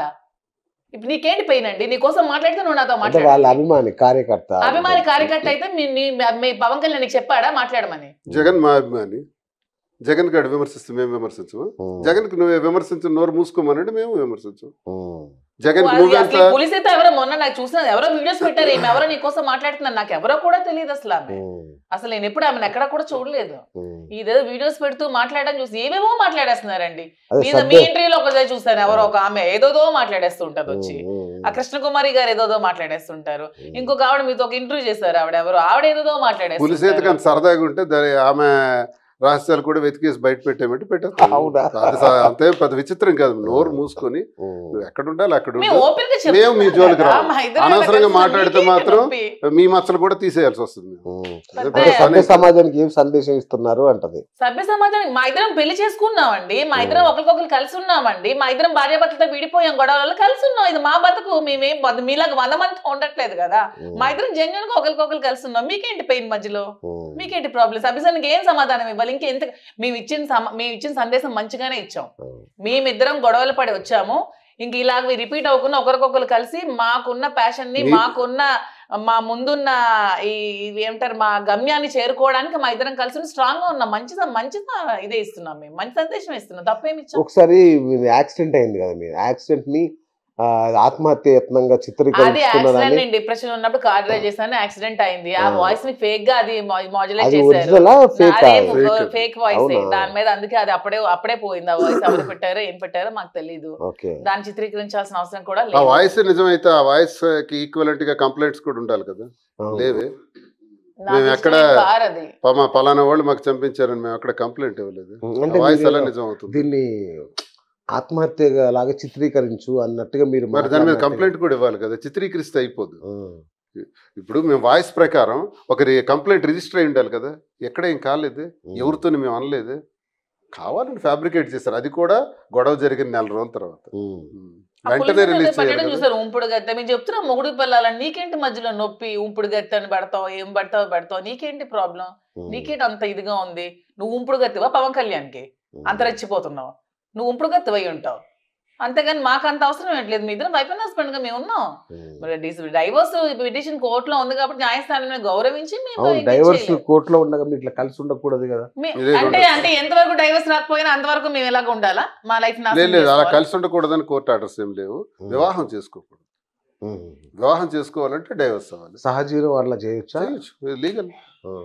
అదే కదా 497 లిఫ్ట్ చేసేస్తున్నారు. Okay okay. ఇప్పుడు మగవాళ్ళకి చట్టాలు కొంచెం బాగా లేవండి. ఇప్పుడు వైఫ్ హెరాస్ చేస్తున్నా ఇతను డైవర్స్ ఇద్దామన్నా ఆమె ఇవ్వకపోయినప్పుడు ఇతని జీవితం అంతా నాశనం చేసుకోవాలని లేదు, ఇంకొకరితో కలిసి ఉండొచ్చు. ఇప్పుడు ఇంకా మా ఇద్దరం మానసికంగా ఒకరికొకరు మేము అనుకున్నాం, మేము భార్యాభర్తలమే, మన ఇద్దరం పెళ్లి చేసుకున్నాం, మన మనసాక్షిగా అగ్నిసాక్షిగా మేమిద్దరం భార్యాభర్తలమని మేము తిరుపతి వెంకటేశ్వర స్వామి సన్నిధిలో మా ఇద్దరు ఒక నిర్ణయం తీసుకుని మేము భార్యాభర్తలుగా మాత్రమే ఉంటున్నాం. దీన్ని ఎవరు తప్పుగా వక్రీకరించాల్సిన అవసరం లేదు. మీకు అలాంటి అవసరాలు ఉన్నాయేమో మీరు చూసుకోండి. మా ఇద్దరం వైఫ్ అండ్ హస్బెండే, స్వామి సాక్షిగా మా ఇద్దరం భగవంతుని సాక్షిగా ఇద్దరం భార్యాభర్తలమే. దాన్ని ఎవరు మాకు తప్పు పట్టడానికి లేదు. మా బంధం మేము క్లియర్ గా ఉన్నాం. ఇంక దీన్ని మీరు 100 క్వశ్చన్లు వేసి ఇచ్చేయాల్సిన అవసరం లేదు. మేమేమి ఎవరికి దువాడ్స్ ఉంపుడు గతిని కాదు, అతనికి ఇచ్చేసుకోవాల్సిన అవసరం లేదు. మేము అగ్ని సాక్షిగా స్వామి సాక్షిగా మేము భార్యాభర్తలమే. నువ్వు అన్ని పాయింట్ నువ్వు ఎవరికో ఉంపుడు గతి అయితే ఇలాంటి మాటలు మాట్లాడతావు, లేదంటే నోరు మూసుకొని ఉంటావు. అది జూనియర్ దువ్వాడ ఇప్పుడు త్వరలో మేము బిజినెస్ కొంచెం సెటిల్ అయ్యాక. అంతేనా? వీరభోగ వసంతరాయలు లాగా వస్తాడా, ఎట్లా వస్తాడు? అంతగానే 555 తో వస్తాడు. అంతేనా? అదే మీ మగధీర లవ్ స్టోరీ అని చెప్పారు, కొంచెం అది చెప్తారా మాకు ఏంటో? మగధీర లవ్ స్టోరీ అంటే మాకు ఇలాగా డిస్టర్బెన్స్ వచ్చిన తర్వాత అంటే ఎందుకు మా ఇద్దరి మధ్యనే ఇలాగా మా ఇద్దరికి మధ్య సంబంధించి ఇలా ఎందుకు రావాలి, ఏజ్ లో అతను 58 లో మాకు ఇవన్నీ ఎందుకు? కర్మ సిద్ధాంతం అంటే మీరు కలవటానికి కూడా ఏదో ఒక లింక్ ఉంటుంది. లింక్ లేకుండా మనం కలవం. 10 మంది నేను ఎవరితో మాట్లాడుతున్నానో వాళ్ళందరితో నాకు ఇక్కడ ఒక దగ్గర కర్మలో బట్టే జరుగుతాయి. ఇప్పుడు మా ఇద్దరు కల కూడా కర్మ సిద్ధాంతం ప్రకారం గత జన్మలో ఉన్నటువంటి ఇదే ఇక్కడికి ఆ పరంపర ఇక్కడికి వచ్చింది అన్నది మేము. మీరు అన్నట్టు ఎంతమంది ఉంటే మాధురి దువాడ్స్ లైఫ్ లోకి ఎందుకు వచ్చింది, ఇంతమంది అన్నప్పుడు షాక్ లాంటిది. గత జన్మ సుకృతంగా భావిస్తున్నాం కాబట్టి మగధీర అదే స్టోరీ కాబట్టి చెప్తాం. అంతకు మించిన స్టోరీ మన. అవునా? ఏముంటది ఇంకో అంతకు మించిన అంటే? అంతకు మించిన సక్సెస్ ఉంది ప్రేమ. జానకి రాముడు అప్పట్లో ఏ సక్సెస్ కైనా అల్టిమేట్ ఇది ఏంటంటే కాజ్ ఏంటంటే ప్రేమే. ప్రేమ ఇస్ ద మెయిన్ కాజ్. నిజంగా ప్రేమేనా అండి? అంటే కొంత ప్రేమలో కూడా అన్ని రకాల బ్యాలెన్స్ నేను స్పష్టంగా చెప్తున్నాను, ఊహించలేదు, నాకు కూడా అర్థం కావట్లేదు. నిజంగా ఇది ఏదో ఒక రకమైన senses from the last birth అన్నదే నాకు అనిపిస్తుంటుంది. అవునా? నేను కర్మ సిద్ధాంతాన్ని నమ్ముతాను. శ్రీకృష్ణ బోధనలో భాగవతంలో భగవద్గీతలు అవే కూడా ఆయన చెప్పింది అదే. గత జన్మలో నువ్వు చేసుకున్నది ఈ జన్మ తాలూకా కంటిన్యూషన్ ఉంటుంది. ఊరికే గత జన్మలో ABCD అని నేర్చాం అనుకోండి, ఈ జన్మలో EFGHIJKL అని నేర్చుకుంటాం. సో 7 జన్మలు ఈ నుంచి మీరు నేర్చేసే దమ్ము మీకు ఎక్కడొస్తుందో తెలుసా? ABCD అన్నది గతంలోనే మీరు అనుభవం పొందారు కాబట్టి ప్రధాని మోదీ గారు అయ్యారంటే ఆయన ఈ జన్మ సుకృతం కాదు, గత జన్మ సుకృతం. దాని కంటిన్యూషన్ అతను ఇంత ఆ స్థాయికి వెళ్ళగలిగారు. ఇది ఇప్పటికైనా గత జన్మ సుఖం, మన కష్టాలు, మన బాధలు, మన అనుభవాలు, మన మేళ్ళు, మన హోదాలు అన్ని గత జన్మ సుకృతాలే. ఇది కర్మ సిద్ధాంతం. అందులో భాగంగానే మాకు ఇలా అనుభవం కుదిరిందని మా మనసులో మేము అర్థం చేసుకునే విధానాన్ని బట్టి అర్థమవుతుంది. ఇంత క్లోజ్గా మూవ్ అవ్వగలుగుతున్నాం. రైట్. అంటే బాగుంది. అంటే ఒకటి చాలా మందికి వచ్చే డౌట్ ఏంటంటే, సరే మీరు ప్రేమించుకున్నారు, ఇష్టపడ్డారు, పెళ్లి చేసుకోవడం అంతవరకు ఓకే, బాగానే ఉంది. బయట డ్యాన్సులు చేసుకోవడాలు, ఇష్టం వచ్చినట్టు బిహేవ్ చేయడాన్ని కొంతమంది తప్పుపడతారు. అంటే మీ ఇద్దరు కలిసి ఒక స్టూడియోలో నాకు భరతనాట్యం వచ్చని చెప్పి వాళ్ళు రిక్వెస్ట్ చేస్తే నేను ఒక మీరు చేయడం భరతనాట్యం ఓకే, స్టెప్ వేయడం శ్రీనివాస్ గారు ఇట్లా ఇలా అనుకుంటే డాన్స్ అంటే ఇష్టం. ఏమిటి, ఎవరి లైఫ్ లో ఎవరి కోరికలు కదండి అనుకుంటే ఇలా తాళం వేస్తే ఇది సంఘ విద్రోహమా? చిచ్చి సంఘ విద్రోహం ఎలా అవుతుంది? మరి ఎలా అండి ఆ కామెంట్స్ పెడతారు, ఇది నాకు డాన్స్ అంటే ఇష్టం, మీరే ఇప్పుడు రిక్వెస్ట్ చేశారు మేడం ఒక స్టెప్ అయినట్టు నేను వేసాను, దాన్ని 100 రకాలుగా ట్రోల్స్ చేసుకున్నారు. మీ కర్మరా, ఇది నా టాలెంట్, నా ఇష్టం, నేను వేసుకుంటాను, నీకు దమ్ముంటే వేయండి, అది మా ఇష్టం, మీకేంటారు ప్రాబ్లం? ఇష్టం చూడండి లేకపోతే స్విచ్ ఆఫ్ చేయండి, చూడకుండా ఎలా ఉంటారు? అదే ఇష్టం చూడండి లేకపోతే యూట్యూబ్ లో మరో ఛానల్ కొంతమంది అంటాడు ఇదేంటి మాకు దరిద్రం, చూడడం మానేరా బాబు, నీకు ఎవడు చూడమండి, ఇంట్లో నీకే పెడతారు, నీకేం పని లేదా, శ్రీనివాస్ ఇది పెట్టావు ఇంటర్వ్యూ, నీ ఛానల్ ఇష్టం ఉంటే చూడమనండి, మేము ఇంటర్వ్యూ లేదా మానేమనండి, మీకు ఎవరు చూడమన్నారు? అయ్యో బాబు మా ఇంటర్వ్యూ చూడండి అని మేము అడిగామా? అరే బాబు చూసేవాళ్ళు మాకున్నారు, గౌరవించేవాళ్ళు మాకున్నారు, మీ అదవల్ల మాటలు పట్టించుకోవాల్సిన అవసరం మాకు లేదు. ట్రోలర్స్ గురించి మాట్లాడడం పని ఏమిటి, ఇది ఎవరి జీవితం వాళ్ళదండి. జీవితం అనేది ఒకేసారి ప్రతి ఒక్క మానవుడికి వస్తుంది, ఇంకొక జన్మ అంటూ ఉంటుందని నేనైతే నమ్మను. మన జీవితం ఎప్పుడు కర్మ సిద్ధాంతం పునర్జన్మ సిద్ధాంతం అక్కడ చెప్తుంటే మీరు నమ్మనంటే అతని నమ్మకం, అది నా నమ్మకం ఏది, ఇంకొక జన్మ ఉండదేమోనని నేను అనుకుంటానండి. ఈ జన్మ మనకు నచ్చినట్టు మనం బ్రతకాలి, ఈ క్షణమే మనది, నెక్స్ట్ సెకండ్ ఎవరు ఏమవుతామో కూడా తెలియదు, రేపు ఉండొచ్చు మనం పోవచ్చు, ఏ రోజు లైఫ్. మనిషి 2 నమ్మకాలు ఉండాలి సార్. సైన్స్ వల్లే ఈ విశ్వం నడుస్తుంది అన్నది ఒక నమ్మకం అయితే, దైవత్వం వల్ల ఈ విషయం నడుస్తుంది అనేది మరో నమ్మకం. 2 విశ్వాసాల మధ్య కూడా సమదృష్టి మనకు లేకపోతే బ్రతకలేము. సైన్స్ ప్రకారం మనం వెళ్తున్నాం, కొన్ని దైవత్వం ప్రకారం వెళ్తున్నాం. కాబట్టి ఎన్నో రహస్యాలు ఉన్నాయి సృష్టిలో ఉన్నాయి.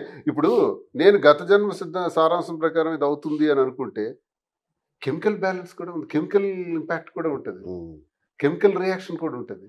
మీకు నేను చూడగానే మీతో మాట్లాడాలనిపించడం కెమికల్ రియాక్షన్, ఇంత మాట్లాడకూడదు అనిపించడం కెమికల్ రియాక్షన్. అది కూడా ఈ కెమికల్ ఆ రసాయనిక చర్యలే సైన్స్. రైట్. గత జన్మ సుకృతమే దైవత్వం. ఈ రెండు కళ్ళలో చూస్తాం. రైట్. సూపర్. సో ముగిద్దాం ఇంకా, ఎందుకంటే మీ స్టోరీ అందరికి తెలిసిందే, మళ్ళీ గతాన్ని తవ్వినా వేస్ట్ ఉపయోగం లేదు. రైట్. ఈరోజు వ్యాలంటైన్స్ డే, ప్రేమికుల దినోత్సవం కదా, సో ప్రేమికులకు మీరు ఇచ్చే సందేశం ఏంటి? ప్రేమ అన్నది ఒక దైవత్వానికి సంబంధించింది. మీ ప్రేమని స్వచ్ఛంగా మనసుల్లో ఉంచుకోండి. మీ ప్రేమని స్వచ్ఛమైన ప్రేమను వ్యక్తపరిచేందుకు మీ భవిష్యత్తు దారుల కోసం భార్యాభర్తలు, 2 ప్రేమికులు మీ అభిప్రాయాలు మనస్ఫూర్తిగా వ్యక్తపరుచుకోండి. ఆ వ్యక్తపరుచుకున్న అభిప్రాయాలకే ఈరోజు మనం ఉపయోగించాలి. ఆ అభిప్రాయాల్ని సాకారం చేసుకునేందుకు, కలలను సాకారం చేసుకునేందుకు, మీ ప్రేమ ద్వారా పుట్టినటువంటి మీ పిల్లల్ని, మీ కుటుంబాలను కూడా విజయవంతంగా ముందుకు నడిపించండి. తల్లిదండ్రులను గౌరవంగా చూడండి. స్నేహితుల దగ్గర, అన్నదమ్ముల దగ్గర, అక్క చెల్లెళ్ళ దగ్గర, అందరి దగ్గర ప్రేమతత్వాన్ని పొందండి. సూపర్. ఇంతకు మించి నేను ఎక్కువ చెప్పను. మీరు చెప్పండి మేడం. ఇంకా సార్ చెప్పారు, ఇంకేం చెప్తా. సార్ చెప్పిందంటే మీరు చెప్పారు, చాలా డిమాండ్ ఉంటుంది. డిమాండ్ కాదు, వైఫ్ అండ్ హస్బెండ్ అనేవాళ్ళు అండర్స్టాండింగ్ తో ఉండాలి. ఆడపిల్లలు చాలా సెన్సిటివ్ గా ఉంటారు, మగవాళ్ళు వాళ్ళని కొంచెం గౌరవిస్తూ, వాళ్ళని కొంచెం ప్యాంపర్ చేస్తూ, వాళ్ళు ఇప్పుడు సపోజ్ మేము ఏదైనా ఒక వండాం అనుకోండి, అదేదో బాగుందని ఒక చిన్న ఇది ఒక మాట, మేము బాగా రెడీ అయితే నువ్వు బాగున్నావు, ఉప్పు తక్కువ చెప్పకూడదా అండి? పుష్పటులో అంటాడు కదా, ఇదేంట్రా ఉప్పు తక్కువ చెప్పకూడదా అని. ఉప్పు తక్కువ ఉంది అని చెప్పకుండా రేపు కొంచెం ఉప్పు ఎక్కువ వేస్తే బాగుంటుంది అని చెప్పొచ్చు కదా, బాగుంటుంది కదా మాకు వినడానికి. బాగుంది, రేపు ఇంకొంచెం ఇలా యాడ్ చేయాలి, ఈ రోజు తక్కువ ఉందని అర్థం. అంతకు మించి ఆడపిల్ల ఏం కోరుకోదు హస్బెండ్ దగ్గర, ఆ చిన్న ప్రేమనే కోరుకుంటది. ఆ ప్రేమతో లైఫ్ లాంగ్ ఉంటే ప్రతి ఒక్కరు లైఫ్ కూడా చాలా హ్యాపీగా ఉంటదని నేనైతే అనుకుంటున్నాను. రైట్. అదే వ్యాలంటైన్స్ డే. అయితే ఇంకా ఉంది, అంటే ఇలా మీ ప్రేమని యాక్సెప్ట్ చేయని వాళ్ళకి మీరు ఏం చెప్తారు? అంటే గంత వయసులో పెద్ద ఆయన్ని నువ్వు ఎలా చేసుకో, ఏదో స్వార్థం ఉండుంటది, మీరు ప్రేమికులు కాదు కాముకులు ఇలా అనే వాళ్ళని. ఇదే అతను కామికులు అనుకోవడానికి అతని ఏజ్ 58. పోనీ ఇది మీరు స్వార్థం అనుకోవడానికి అతను అన్ని వదిలి ఆస్తులన్నీ ఇచ్చేసి వచ్చారు, డబ్బులు కూడా మీరే, డబ్బులు కూడా ఇప్పుడు నేనే పెట్టాను. సో మరి ఇప్పుడు నాది నిజమైన ప్రేమ అంటారా కాదంటారో మీరే డిసైడ్ చేయండి. సూపర్ అండి, బా ఇది నిజంగా గొప్ప ఆన్సర్, ఇది వండర్ఫుల్ అండి. రైట్. నాకు లాస్ట్లో మీరు చెప్పాల్సింది, మీరిద్దరు ఒకరికొకరు ఈరోజు వ్యక్తపరచుకోండి మీ ప్రేమని. అప్పుడు ఎలా వ్యక్తపరచుకున్నారు, ఇప్పుడు ఎలా వ్యక్తపరుస్తారు? Madhu, I love you. All the best. Raja ఇప్పుడు అతను వినిపించిన కొన్ని యదవల వాయిస్ క్లిప్పులు లాంటివి వింటూ జీవితంలో మనకి ఎన్ని కష్టాలు ఒడిదుడుకులు వచ్చినా సరే అవన్నీ అధిగమిస్తూ ఇలాంటివన్నీ పట్టించుకోకుండా లైఫ్ లాంగ్ మనం ఎలాగే ప్రేమతో కలిసి ఉండాలని నేనైతే కోరుకుంటున్నాను. I love you forever. Oh super super. మా ఛానల్ తరఫున, మా ప్రేక్షకుల తరఫున, నా తరఫున కూడా మీకు వ్యాలంటైన్ డే శుభాకాంక్షలు. అంటే విడిపోతారు, వీళ్ళు కలిసి ఉండరు అనే వాళ్ళ అభిప్రాయాలను కూడా పటాపంచలు చేస్తూ మీరు ఒక చక్కటి ఒక 2-3 బుల్లి మాదిరి అంటే ఒక మాదిరి ఒక శ్రీనివాస్ ఆల్రెడీ ఉన్నారు కదా, వాళ్ళకి ఒకటి కలపాలి ఇప్పుడు మనం. వండర్ఫుల్. వాళ్ళని సాధించి మీరు మంత్రి అవ్వాలి, వీళ్ళకి మీరు కూడా ఎమ్మెల్యేనో మంత్రి అవ్వాలి. మంత్రి వైఫ్ అవ్వాలి. అచ్చా మంత్రి. సూపర్. పొరపాటున కూడా ఏమీ మనసులోకి రావట్లేదు. Okay, wonderful wonderful. All the best sir. Thank you.